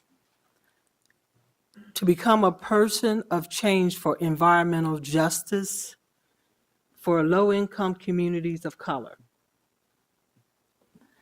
I am the Executive Director of Community Housing and Empowerment Connections, and I'm a member of the Delaware Concerned Residents for Environmental Justice, whose mission is to inform and empower communities to take action to protect the fundamental rights of clean air, water, food, and land.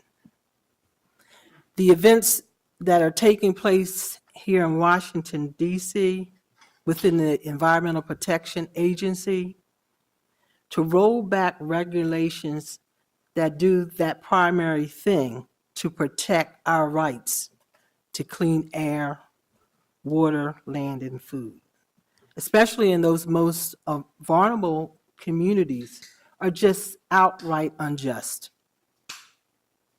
I grew up in a small community in Newcastle, Delaware, very close to outside of Wilmington, a community called Rosegate along the Route 9 corridor, whose residents are predominantly low-income people of color. There are cancer risks that are 19 to 23% higher than the more affluent communities. Respiratory health risk in my community is 32 to 43% higher than Delaware overall.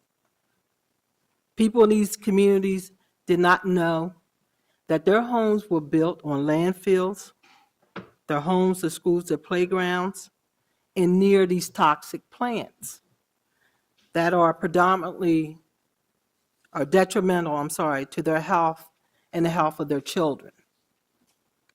I now understand why so many people in my neighborhood suffer with asthma, why my own father died of pancreatic cancer, my now 82-year-old mother had breast cancer, and I'm a two-time cancer survivor of breast cancer at age 19 and colon cancer at 58. This is no coincidence. It's called cumulative impact of these environmental injustices. Just recently, we released a report, Environmental Justice for Delaware, Mitigating Toxic Pollution for Communities in Newcastle County. That report was done by my organization that I belong to, Delaware Concerned Residents for Environmental Justice, the Environmental Justice Health Alliance, Coming Clean, and the Union of Concerned Scientists. It revealed that my community has the second highest cancer and respiratory hazard risks within 1 mile. There are 48 brownfield sites, more than half of the brownfields in the entire state. Also within 1 mile are 2 risk management program facilities, 13 toxic release inventory facilities, and 4 Superfund sites. Now, this includes the Delaware Memorial Bridge, which the data tells me that there's 8 million cars that cross over a day, and these are twin bridges. The DuPont Chemical Company, now known as Croda, that's on the right of my community of Rosegate, and then there's the Port of Wilmington. That's expanding. And trucks come off the bridge, ride down the Route 9 corridor to get to the port every day. And that's expanding. The lack of strong regulation on air pollution to local plants, industrial facilities will leave many communities like Rosegate, right outside of Wilmington, Delaware, and others more susceptible to asthma and respiratory illnesses. Deregulation makes it even harder for our communities to get the protection we need from polluters and industry bad actors. So I therefore strongly urge that our Senate, the Delaware delegation, Senator Coons and Carper, to stand with us, to protect us by standing firm against deregulation. I urge the delegation to reject all the administration's proposal cuts to EPA's budget and ask them to support robust, continued funding to these critical health and environmental programs, including the Environmental Justice Program, the Risk Management Program, and other programs to prevent and address chemical disasters, the Brownfields Program, and grants to cities like mine for both special projects and ongoing categorical grants to develop and implement environmental programs. And lastly, I just would like to thank the Coalition for Sensitive Safeguards for this opportunity, again, to just share and participate. The war on regulations, that's just what this is. It's good for corporation, but it is bad for the public and bad for residents. Thank you. Hey. Hi, my name's Andrea Carlton, and let me start by saying thank you all for being here to hear our stories, my story. Thank you for inviting me to be a part of this panel. I would like to point out that I am not a major CEO of a company. I am not a politician or anything in that position. I am just an average American veteran who served my country for 12 long years in the United States Army. I am here as an activist for my many brothers and sisters of the military, and specifically to speak about the for-profit schools and our promise for gainful and sustainable employment after graduation. For many of us, after serving our country, we are often left out of opportunities of employment due to our disabilities, our difficulty transitioning back into civilian life, or in most cases, our lack of education that is required to earn our opportunities into a civilian sector job. Myself, along with many others, did not grow up with the opportunity to be able to afford college right out of high school, so we had to seek other ways. Right out of high school, my opportunity, I thought, would be to join the military, serve for several years under the promise that my education would be paid for, which it was. After 12 years, I got out of the Army in 2009. Due to medical board, I've had surgery in both my knees, bad discs in my back, and I thought that I would be able to attend whatever school I wanted to, in which I was to an extent. But some of these schools that we see advertised today on TV, such as two schools that I personally attended, Brown Mackie College, University of Phoenix, these schools target us as veterans for our benefits because they know that it is paid for. Not a lot of the stuff that we are told is in fine print, and even if we read the fine print, sometimes the things that we are told are in between the lines. I ended up having my education paid for, but because of these for-profit schools targeting us, I ended up with around $50,000 in debt under the belief that I needed additional funds outside of my veterans benefits to pay for any unexpected expenses. This money, through applying for FAFSA financial aid, went to these schools on top of the money that was given to them from the government. Again, it created a lot of unnecessary debt for me. And I have two children that I still have to figure out how. The promises that were made for me after enrolling in these schools is that they would allow me to graduate within a short amount of time period.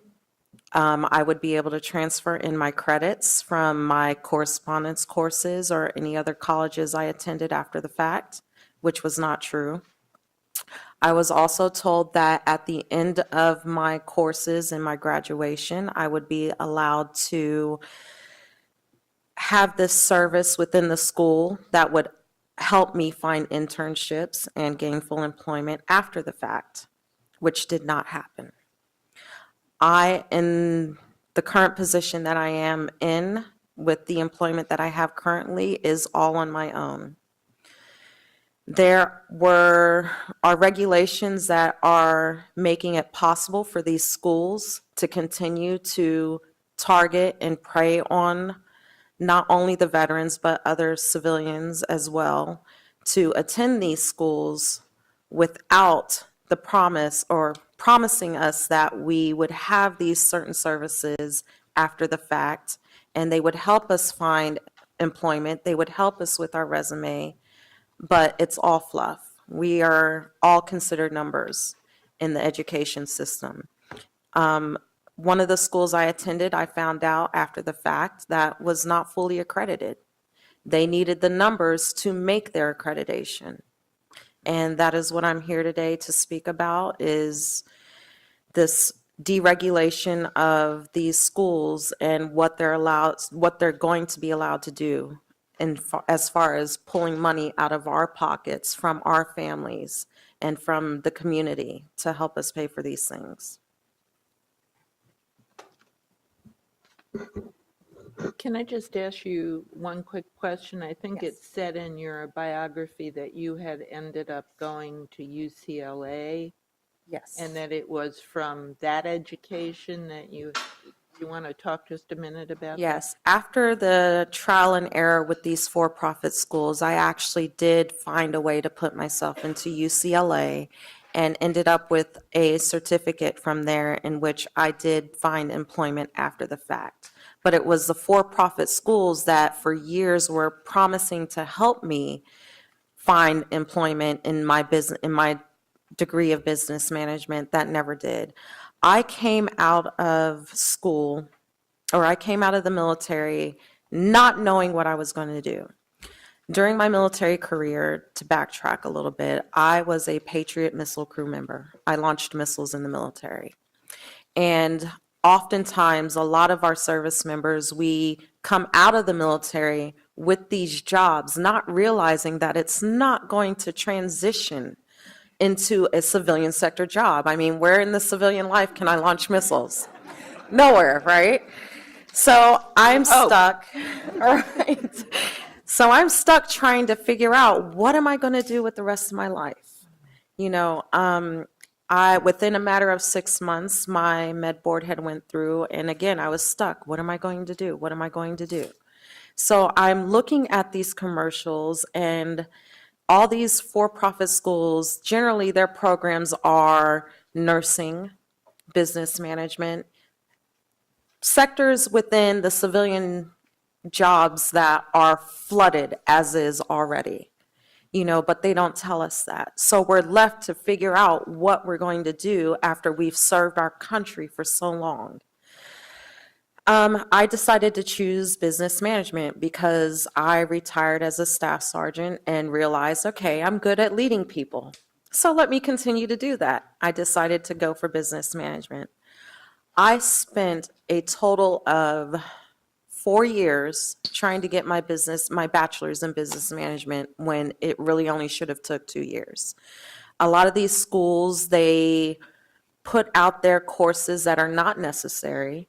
And again, they also put out, you know, they tell us that they're going to accept all our credits, all our correspondence courses towards our education, which we believe would shorten the time needed to get our degree.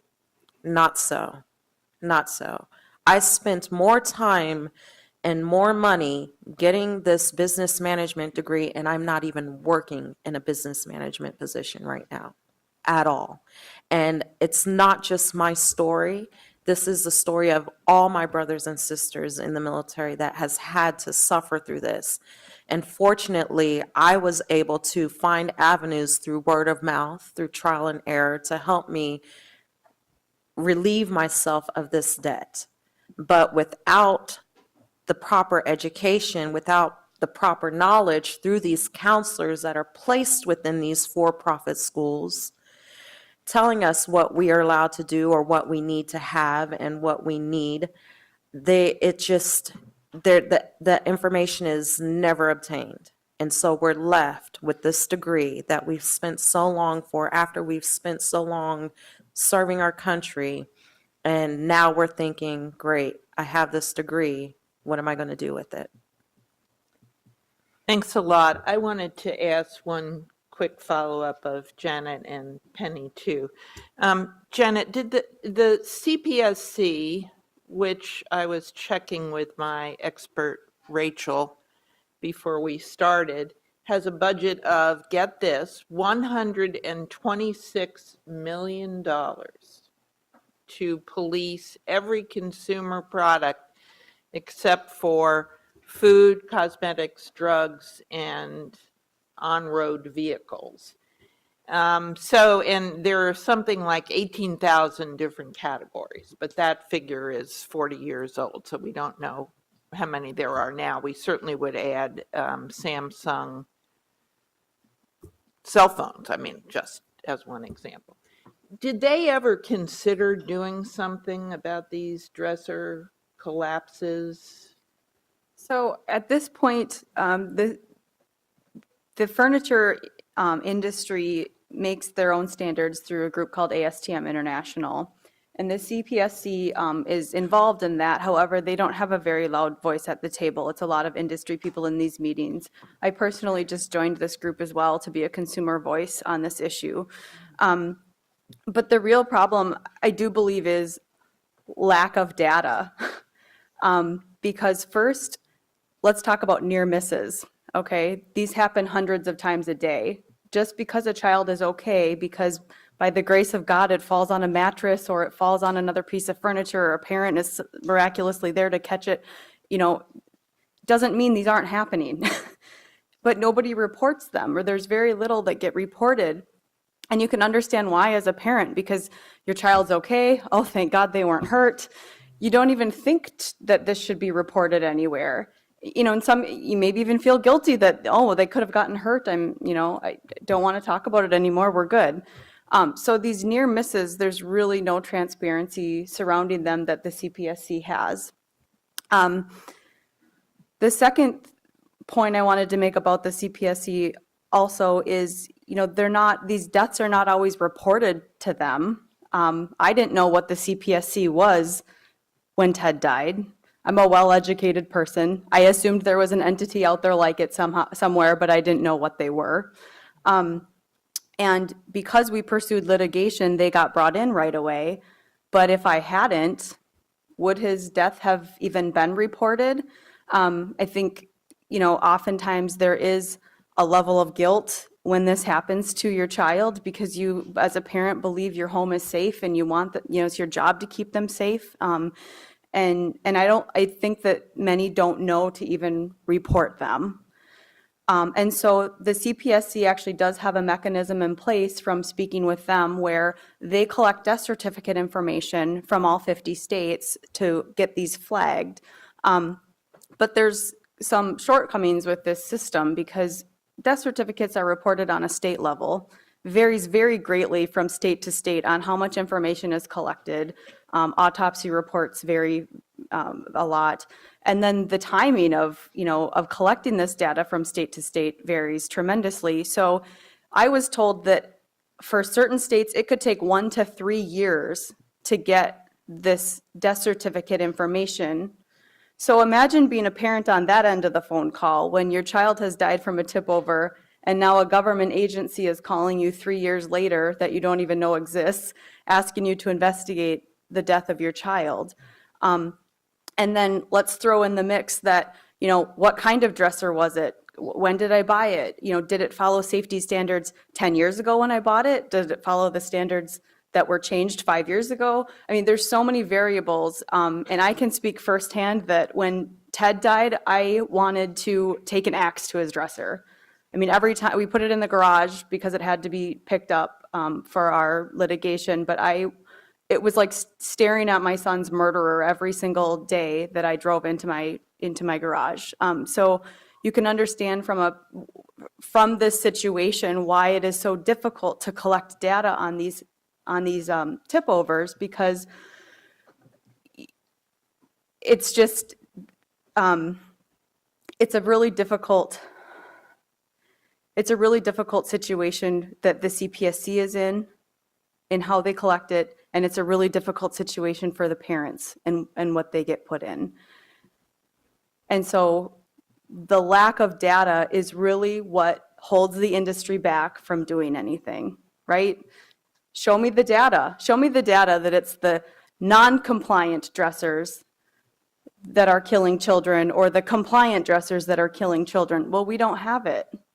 because of the nature of these. We have some, we have a very small percentage, but that's what makes it very, very difficult. And Penny, just to follow up with you, Scott Pruitt, who is not a favorite of the folks in this room, to say the least, has announced that the one program he's really concerned about is Superfund, and he's going to speed up cleanups. Have you seen any evidence of increased EPA activity in your neighborhood with all those brownfields and Superfund sites around you? No, we have not. Why do you think that is? Well, basically, I think it costs money. First of all, it costs a lot of money, and they don't want, that's not a good use of the dollars according to the administration that's in place today. And so we're not getting any of that. And I have not seen any of these cleanups. And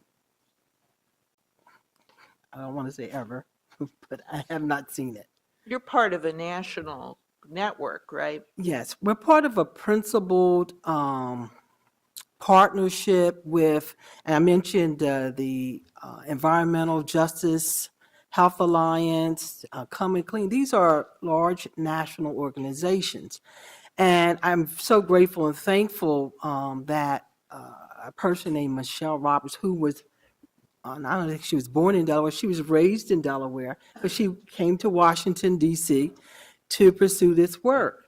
And so she reached out to ordinary community people like myself and my husband, who is here today, and got us involved, began to educate us and teach us how we needed to advocate for environmental justice, because it is quite a shock to understand, being raised in this community. I spent 25 years in my home in Rosegate, and we still own the home.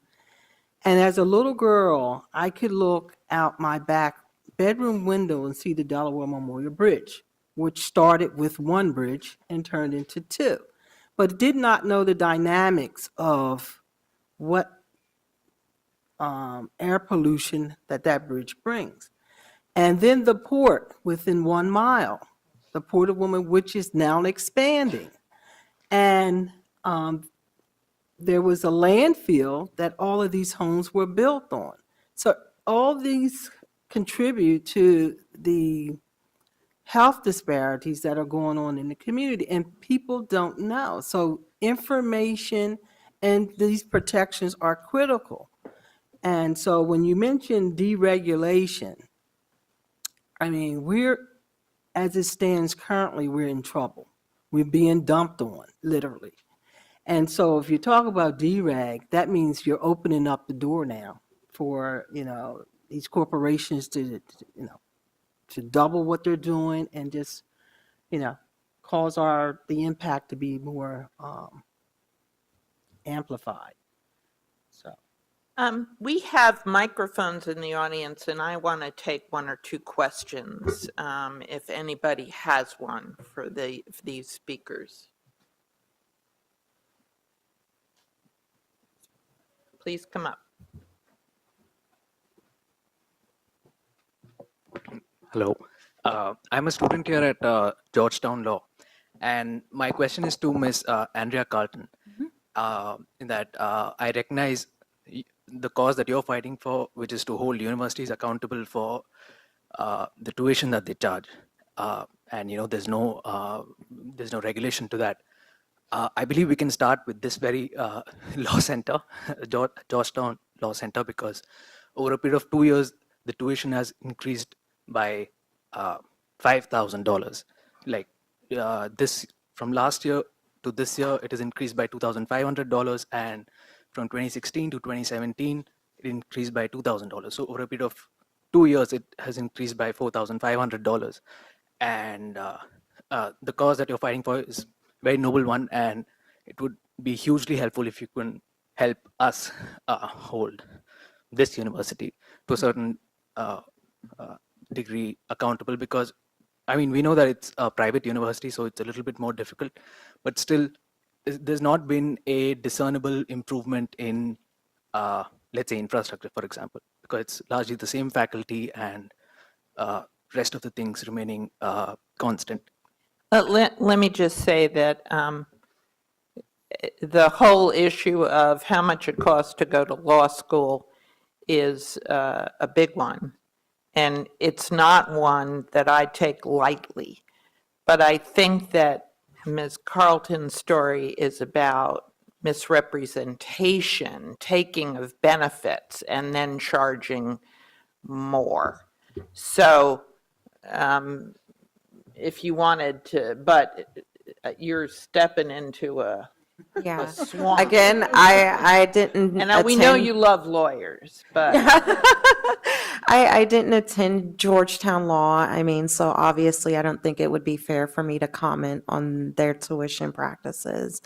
I can just simply say that there are schools out there that max their tuition because of the benefits that they see a lot of students receive. And they just simply continue to prey on us and then they make these promises saying, yes, we will help you find employment. Yes, we will help you find an internship. Yes, we will work with you on your resume. We will send it out to these companies that we're partnered with. And as soon as we get something back, it's, we can promise you this and that. And if you're in an internship, good chance that you'll have a permanent job after that as long as you're doing your job.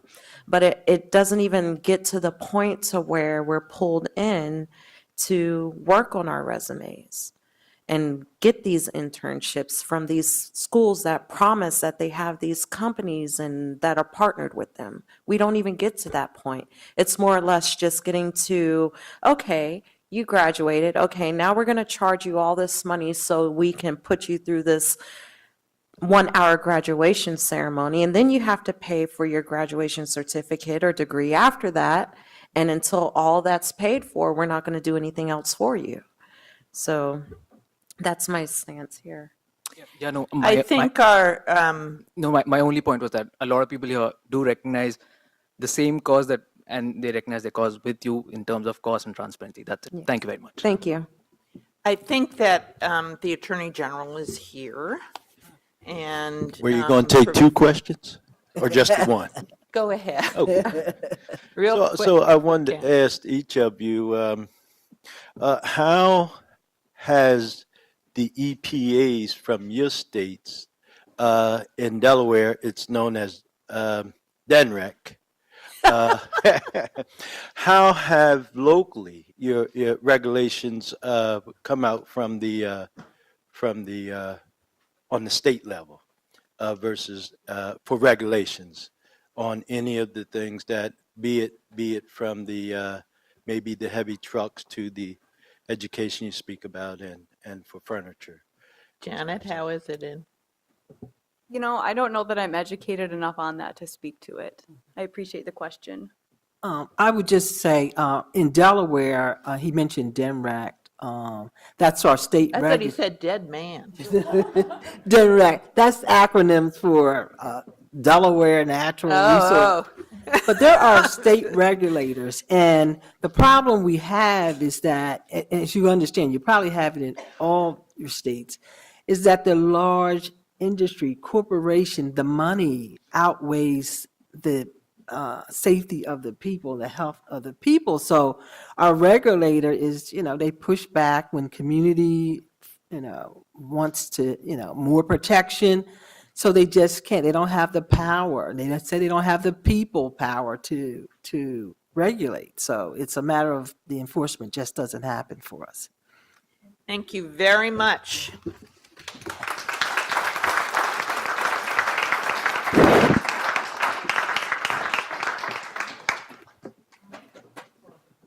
Years ago, I did a piece on cancer along the Mississippi where the chemical and oil.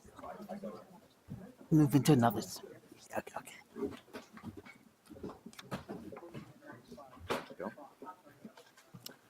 Greetings, everyone. I'm Bill Busby. I'm a law professor here. And so before I offer remarks about 2 things, one, introducing the Maryland Attorney General, Brian Frosh, and some comments about the regulatory rule of law, I just want to again thank the organizers here, which are Coalition for Sensible Safeguards, Public Citizen, the Center for Progressive Reform, Senator Warren and her staff, Georgetown Law, and I want to give a shout out to 3 individuals who did a ton of work in making this happen.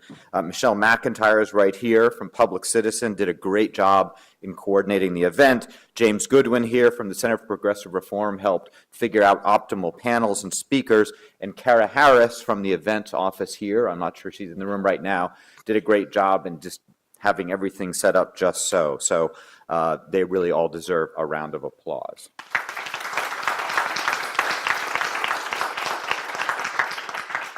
So again, so I was going to do quick remarks on these 2 things. One is to talk with some old-fashioned reviews about the importance of regulation and what I'll call the regulatory rule of law. And I'm going to segue into the important role states have long played in making law real, and the Maryland Attorney General is someone who could speak to that in more detail. So first, you may be wondering, what is the regulatory rule of law? You hear so many attacks on regulation, and Rob Wiseman at the beginning spoke about this, but the basic attack is that regulation is wasteful and inefficient, but yet it plays critical roles in protecting all of us, as you just heard. But regulation can't just be about power or a means for patronage or corrupt giveaways. Really, regulation, the rule of law, is about law as a guide and as a constraint, whether it comes to health or the environment, savings, finances, and our nation's integrity. People have to respect the law's requirements. And the rule of law means that law has to provide a few basic elements. You need legal clarity. People need to know what the law requires. You need procedural regularity. That means that everyone, including agencies and the president, abide by the procedural requirements set forth in the law. Also, I would add on the procedural regularity point 2 things that people may be left out a little bit. People said you got to litigate. Well, yes, that's important, but part of procedural regularity is that the government is supposed to be transparent in what it does. That is, so people, including the press, have to monitor what the government does, but also those who are affected and those who care need to take opportunities to participate and put important data before the government, so the government has to respond. Another key element of the rule of law is that the government needs to act based on the best science and data. Now, I'm not saying perfect science or data or some artificial demand for impossible levels of perfection, but nevertheless, what the law has long required is that agencies cannot cherry pick their evidence. They cannot rely on bogus fringe views, but they need to use the best evidence at hand. And that has long been a requirement, and that's critical to recall. But most critically, perhaps, is that statutes rule. Professor Heinzling talked about the great pleasure of Federal Register notices, perhaps only surpassed by the pleasure of reading the statutes that govern our great nation. Statutes rule, and this is important. They are passed by Congress. They are empowering of agencies, but they also constrain those agencies and constrain presidents that have to enforce them. So they guide and constrain. The legal order is not remade every 4 years where a president or head of an agency can just say, I don't like it. That's not how it works. They determine goals, means, and procedures, that is, statutes do. Statutes decide who is the delegated decision maker. Statutes check politicized regulation, and they seek to root out conflicts and corruption. But what have we seen since January of 2017? We have seen abandonment of regulatory mandates. We've seen delays. We've seen stays. We've seen non-enforcement. We've seen remarkable dodging of evidence, dodging of science, and also dodging of criticisms, or simply refusing to allow any opportunity for public criticisms. You've also seen strategies where agencies use doubts to avoid decisions, or sometimes just to say, well, that seems like a difficult question, so we're going to abandon our previous regulatory commitments. Another interesting, curious move is agencies have been offering somewhat bizarre statutory interpretations where they take what sometimes have been decades of views of the law and they say, upon reconsideration, we can't do that anymore. And then because they've taken away, say they don't have the power, then they don't analyze the data and the science relevant to that supposedly non-existent choice. The executive orders that were alluded to earlier especially in Professor Heinzeling's comments, this notable one that requires 2 regulations to be eliminated for one and a focus only on cost is on its face illegal and nonsensical. No statute is passed with the idea that the agency should only focus on the costs associated with regulation. It is about protecting people's food, safety, health, the environment. These are the benefits of regulation. To pay attention also to costs makes sense, but to look only at costs is nonsense. Lastly, and luckily, states and non-governmental organizations have been participating in the regulatory process, putting information in the record, and also suing when necessary. And litigation is also critical to the regulatory rule of law. The Administrative Procedure Act and the law under it that's been developing for 70 years has been a bulwark against anarchy, abuse of power alone, and also a check on lawless activity by agencies and presidents. In ruling after ruling, and there's really been a remarkable series of rulings and also hearings on some of these challenges, and they've come out, I think the correct count is still 10 out of 11, or there's maybe one recent decision I'd add on that. But can agencies throw away regulations merely saying they want to delay and think more? And the courts have said no. If you have existing binding law, you have to stick with it or change it validly. Can agencies ignore science, data, or the effects of their past regulatory actions? No. The Supreme Court and radicals on the Supreme Court like Justice Scalia and Justice Kennedy have written a line of decisions, and these go back to the Reagan administration, saying agencies cannot engage in interpretive gerrymanders. They have to look at the law. They have to look at the facts. They have to look at changes on the ground, and especially reliance on regulation, and show good reasons for a regulatory change. Agencies have not been doing this. A federal court recently had a nice way of phrasing this.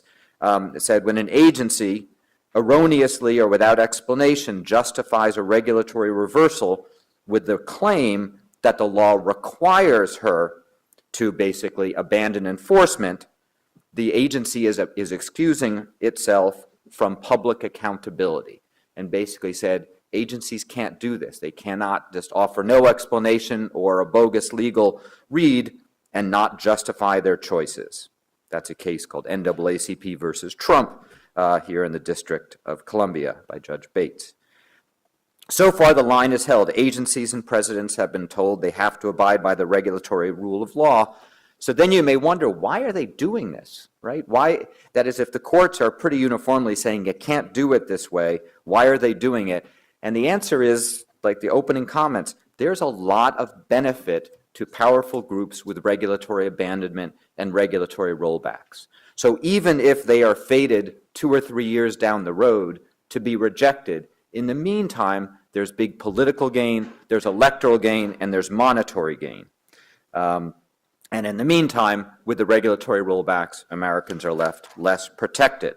So what do you have? What do you need here? You need senators like Senator Warren who draft important laws and say that they will watch and make sure they are implemented and made real. But then, in addition, we need professors. Well, okay, maybe not as much, but the truth is we do need professors to monitor what's going on, point out, especially for the press, what's normal and what's really a breach. What is a break from the norms that shaped this country for centuries and really since the APA in 1945? So basically, people need to monitor, they need to participate, and they need to litigate. Now, critical to that have been the states, okay? And there are 2 critical roles the states have long played. One, of course, is that they are themselves a powerful voice in the political process, and that is here in the Capitol, states are heard and are listened to. So they are themselves just regulatory actors. They also have constitutionally protected roles where they can protect their citizens more when the federal government steps back. That is a critical role. And since really for several decades now, states also sue, okay? States will sue the federal government when it's illegal, and that's important because states are powerful, right? They have expertise, they have depth, they have resources, they have banks of phenomenal lawyers, and hence they are critically important. But it takes diligence to marshal the resources and enforce the regulatory rule of law. Now, Brian Frosh, the Maryland Attorney General, is about to give you closing comments here. And the role of state attorney generals has become particularly critical with the new administration. We're thrilled to have him here today. You have more of his bio in your packet that you picked up, but I'll highlight a few things. He was sworn in 2015 as the Maryland Attorney General. Before that, he was a public servant in the state legislature for almost 30 years, which is remarkable in this day and age. Okay? Both in the legislature and as Attorney General, he's focused on protecting his citizens and the environment with fairness and integrity. Business predators and despoilers of the environment have been subject to his watchful eye and legal action. And today, more than ever, state attorney generals are critically important. So now let me turn this microphone over to the Maryland Attorney General, Brian Frosh.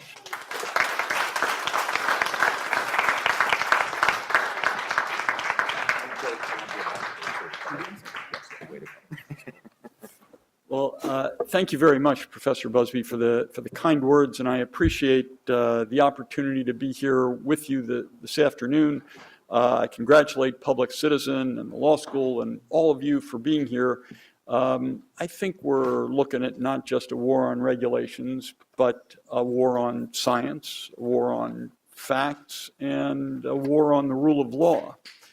And I know many of you were likely surprised on November 8th, 2016, as I was, to see the outcome of the presidential election.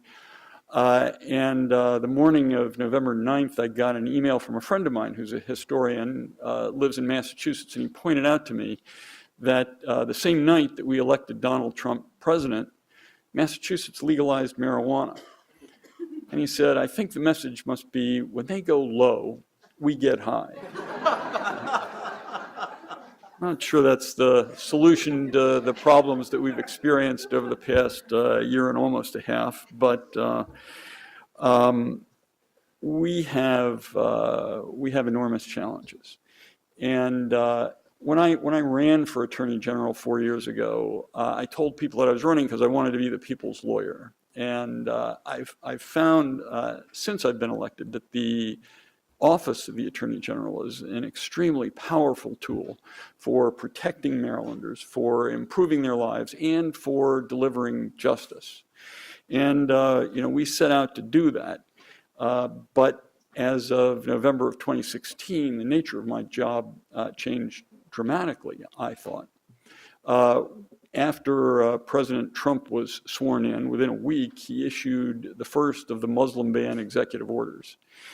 And the Attorney General in Maryland does not have common law powers. Unlike 41 other attorneys general, the AG in Maryland has to either get specific permission from the governor to bring a case or get a law passed by the General Assembly. So when Trump issued the first Muslim ban order, I wrote to the governor and asked for permission to sue. And he said nothing, didn't respond. So I went to the General Assembly, and in Maryland, the General Assembly is in session for 90 days a year. It takes them about 75 days to clear their collective throats. And I said, hey, give me the authority to protect our constituents. And in 2 weeks, they passed a bill to allow me to do that. So we were able to jump into action with other attorneys general around the country by the time Trump issued his second Muslim ban executive order. But I want to tell you a little bit about the mechanics of this stuff. First of all, resources are a huge concern. I have what you would probably consider to be a large office. We have about 450 lawyers.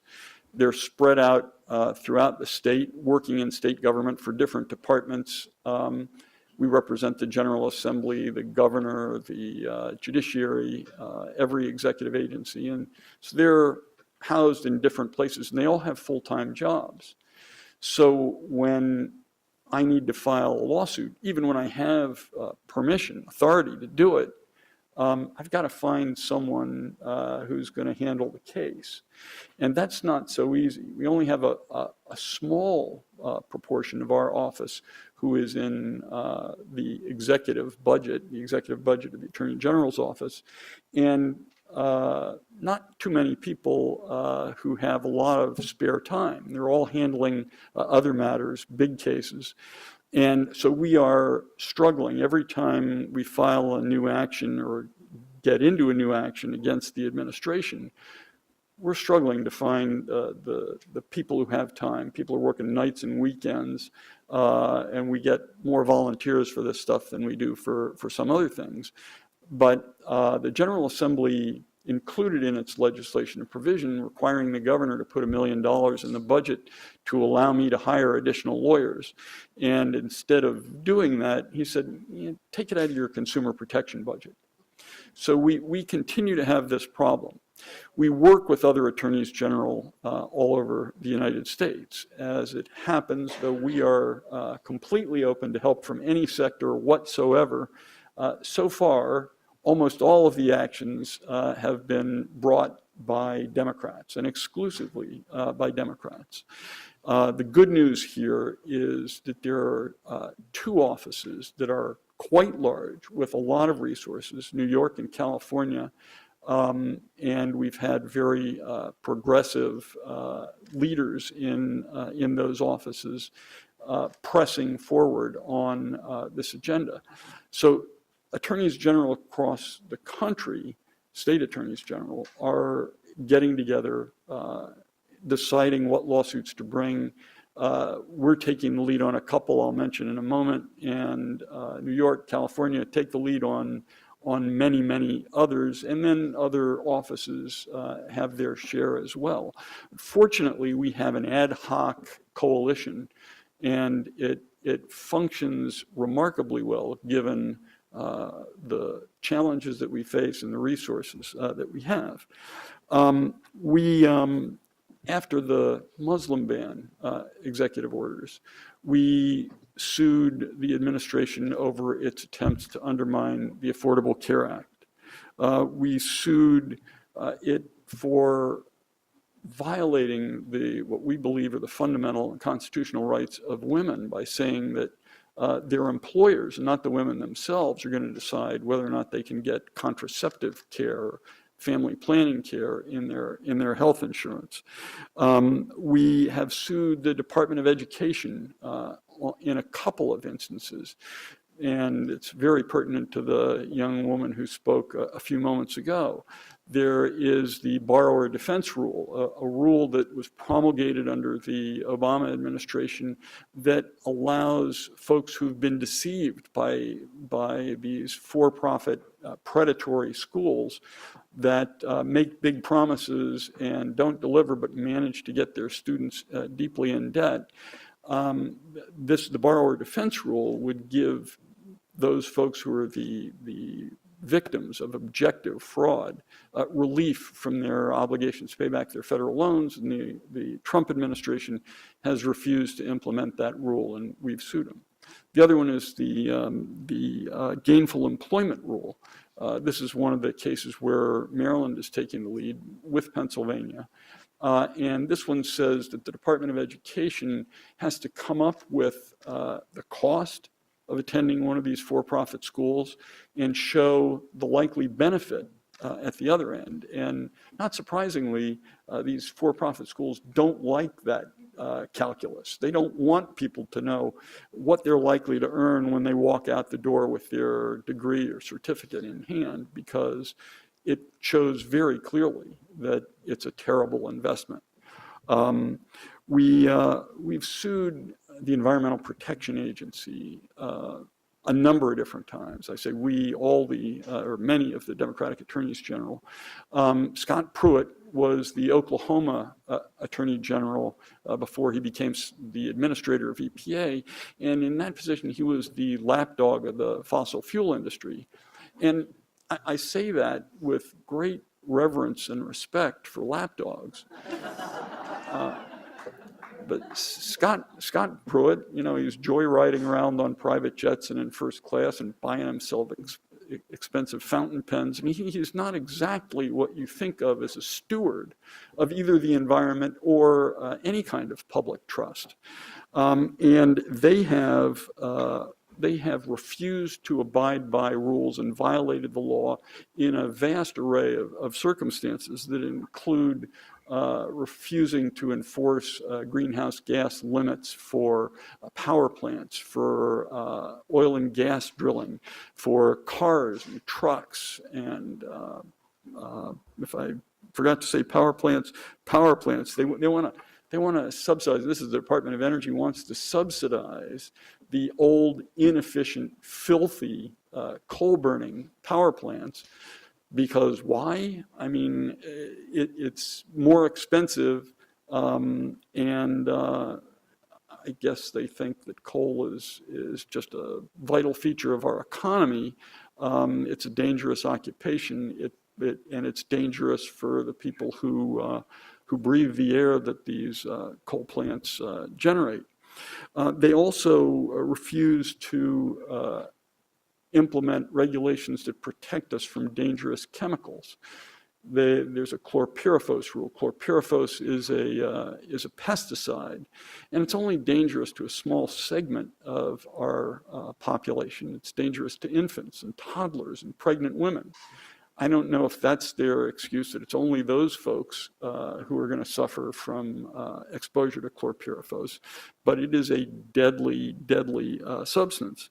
We've sued them because they refused to implement the chemical accident safety rule. The chemical accident safety rule is another one where the plants that are manufacturing or storing toxic chemicals must tell their neighbors, the people who live next door. It must tell the police, the firefighters, the EMTs who are likely to come in to have to put out a fire or take care of a spill.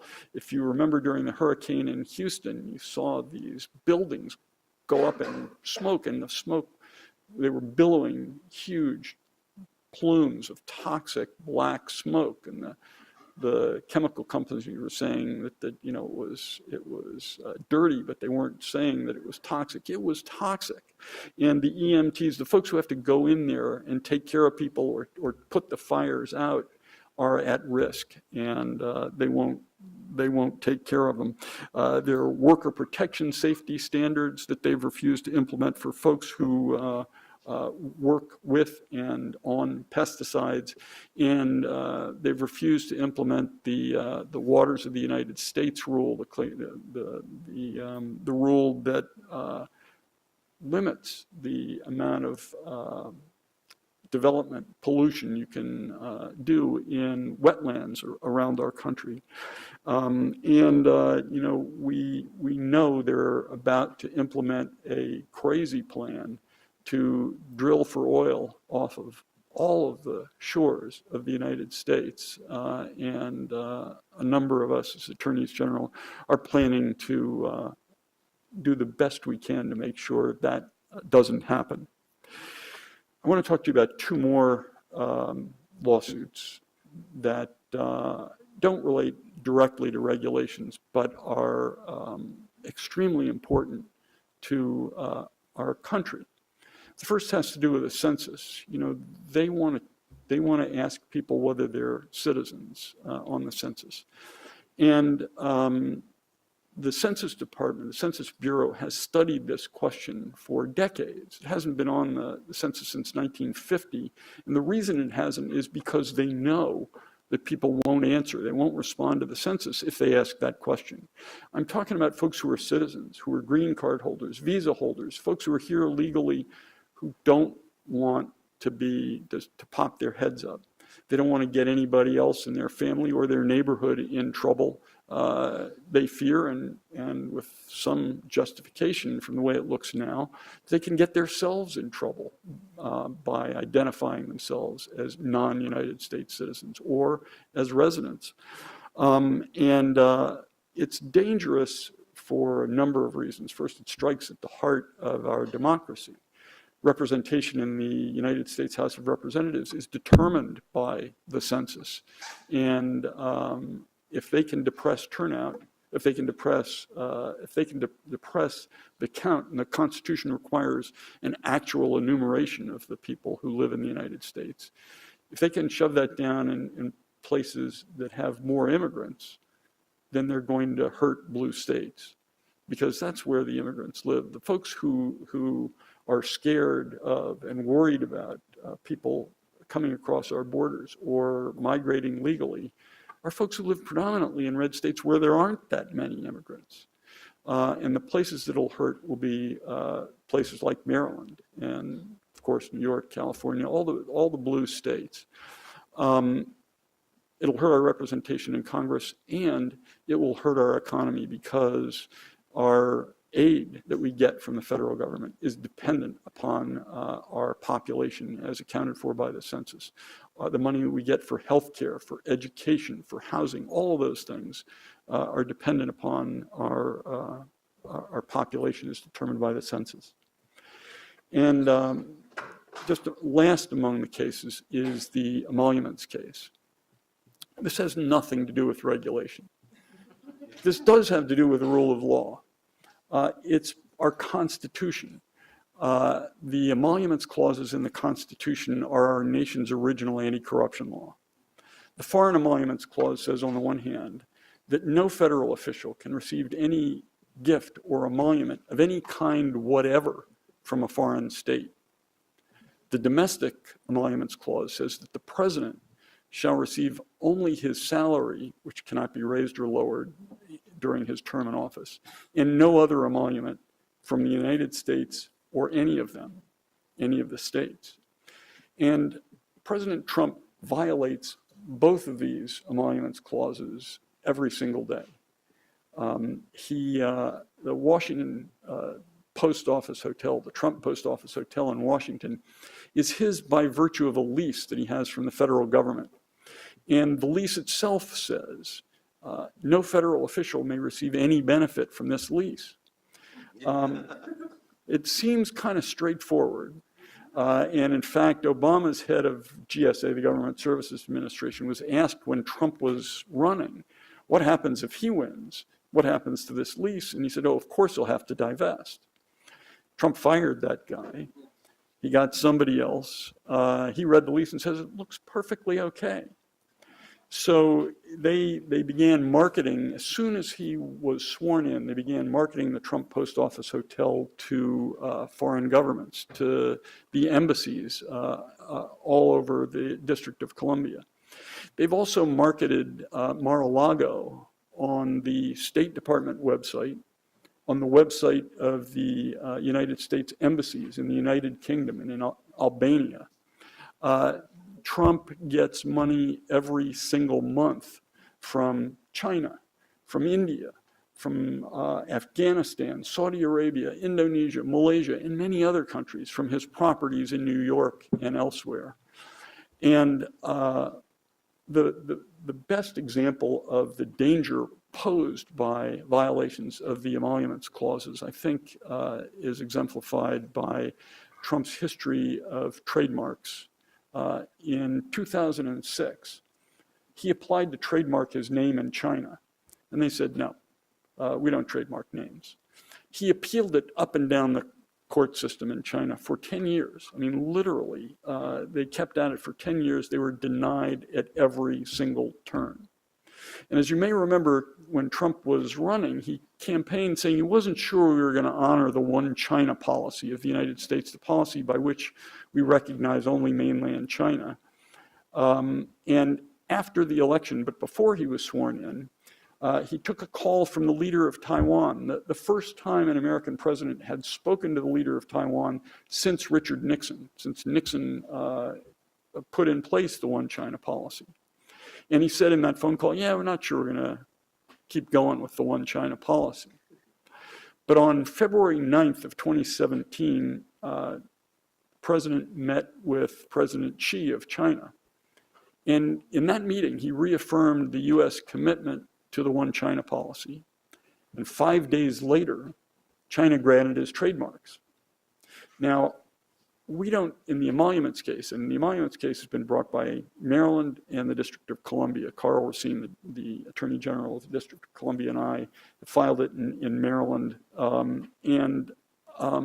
We don't have to prove a quid pro quo to show a violation of the emoluments clauses. All we have to show is the quid. Did he get something? And it's, to me, unmistakable. We're having an argument next Monday in the Federal District Court for Maryland on precisely that question. What is an emolument? The judge there has already said that we have standing, and we're optimistic that we will be allowed to go forward, that he will find that the many payments that Trump is receiving are emoluments as intended by the Constitution of the United States. So let me just say in closing that these are dark and dangerous times for the Republic. We have a president who demonizes immigrants, who demeans and disrespects women, makes fun of people with disabilities, and lies. I don't think we've faced as challenging a time, certainly not in my lifetime. The only thing remotely comparable was the 1960s, when we were in the middle of the struggle for civil rights and in the middle of the Vietnam War. And, you know, Robert Kennedy was assassinated 50 years ago, yesterday or the day before. He was running for president in 1968. And about 70 or 75 days before his death, he was to speak to a rally in Indianapolis. And a couple of hours before he was to speak, Martin Luther King was assassinated.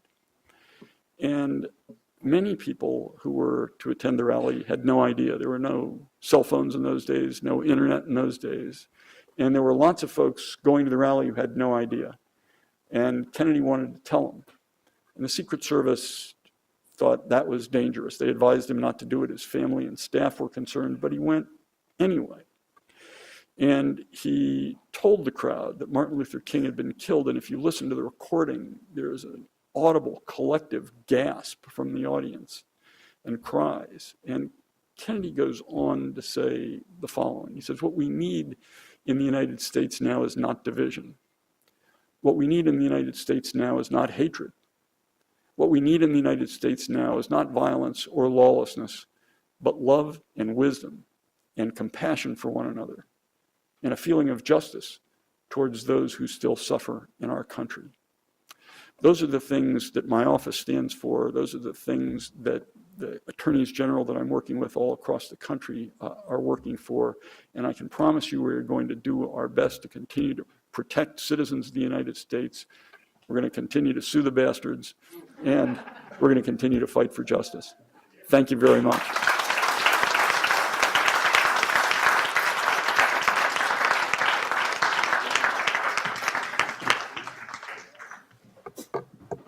So thank you, Attorney General Frosch, for your comments and for your leadership. I want to also thank Michelle McIntyre for all the work putting this thing together. And then I really want to just take a moment and thank Janet and Penny and Andrea for coming out and sharing your stories. It's an unbelievably courageous thing to do, to take your pain and try to translate it into making something good happen out of something horrible that's happened to all of you in different ways. And you listen to those stories, those are stories that they shouldn't have happened. Not one of those stories should have happened. They were all preventable. There's no reason for Andrea to be ripped off and predated on. Penny's neighborhood doesn't need to be polluted like that. Oh my gosh, Janet. They didn't happen by accident. You know, that the dresser fell was an accident, but not really. They weren't accidents. They were regulatory failures. And they were regulatory failures that themselves weren't accidents. They were products of a corrupt system. Each one of those stories is a direct result of a corrupted political process that prevented the government from doing what it's supposed to do to protect all of us. They're also not just stories that happened during the Trump administration. Each of them go back years, some of them decades. And so it's a reminder that as much as we have to do to undo the horrors of this administration, the work is more profound than just that. So we have a lot to do together. Let's get to the work. Thank you very much.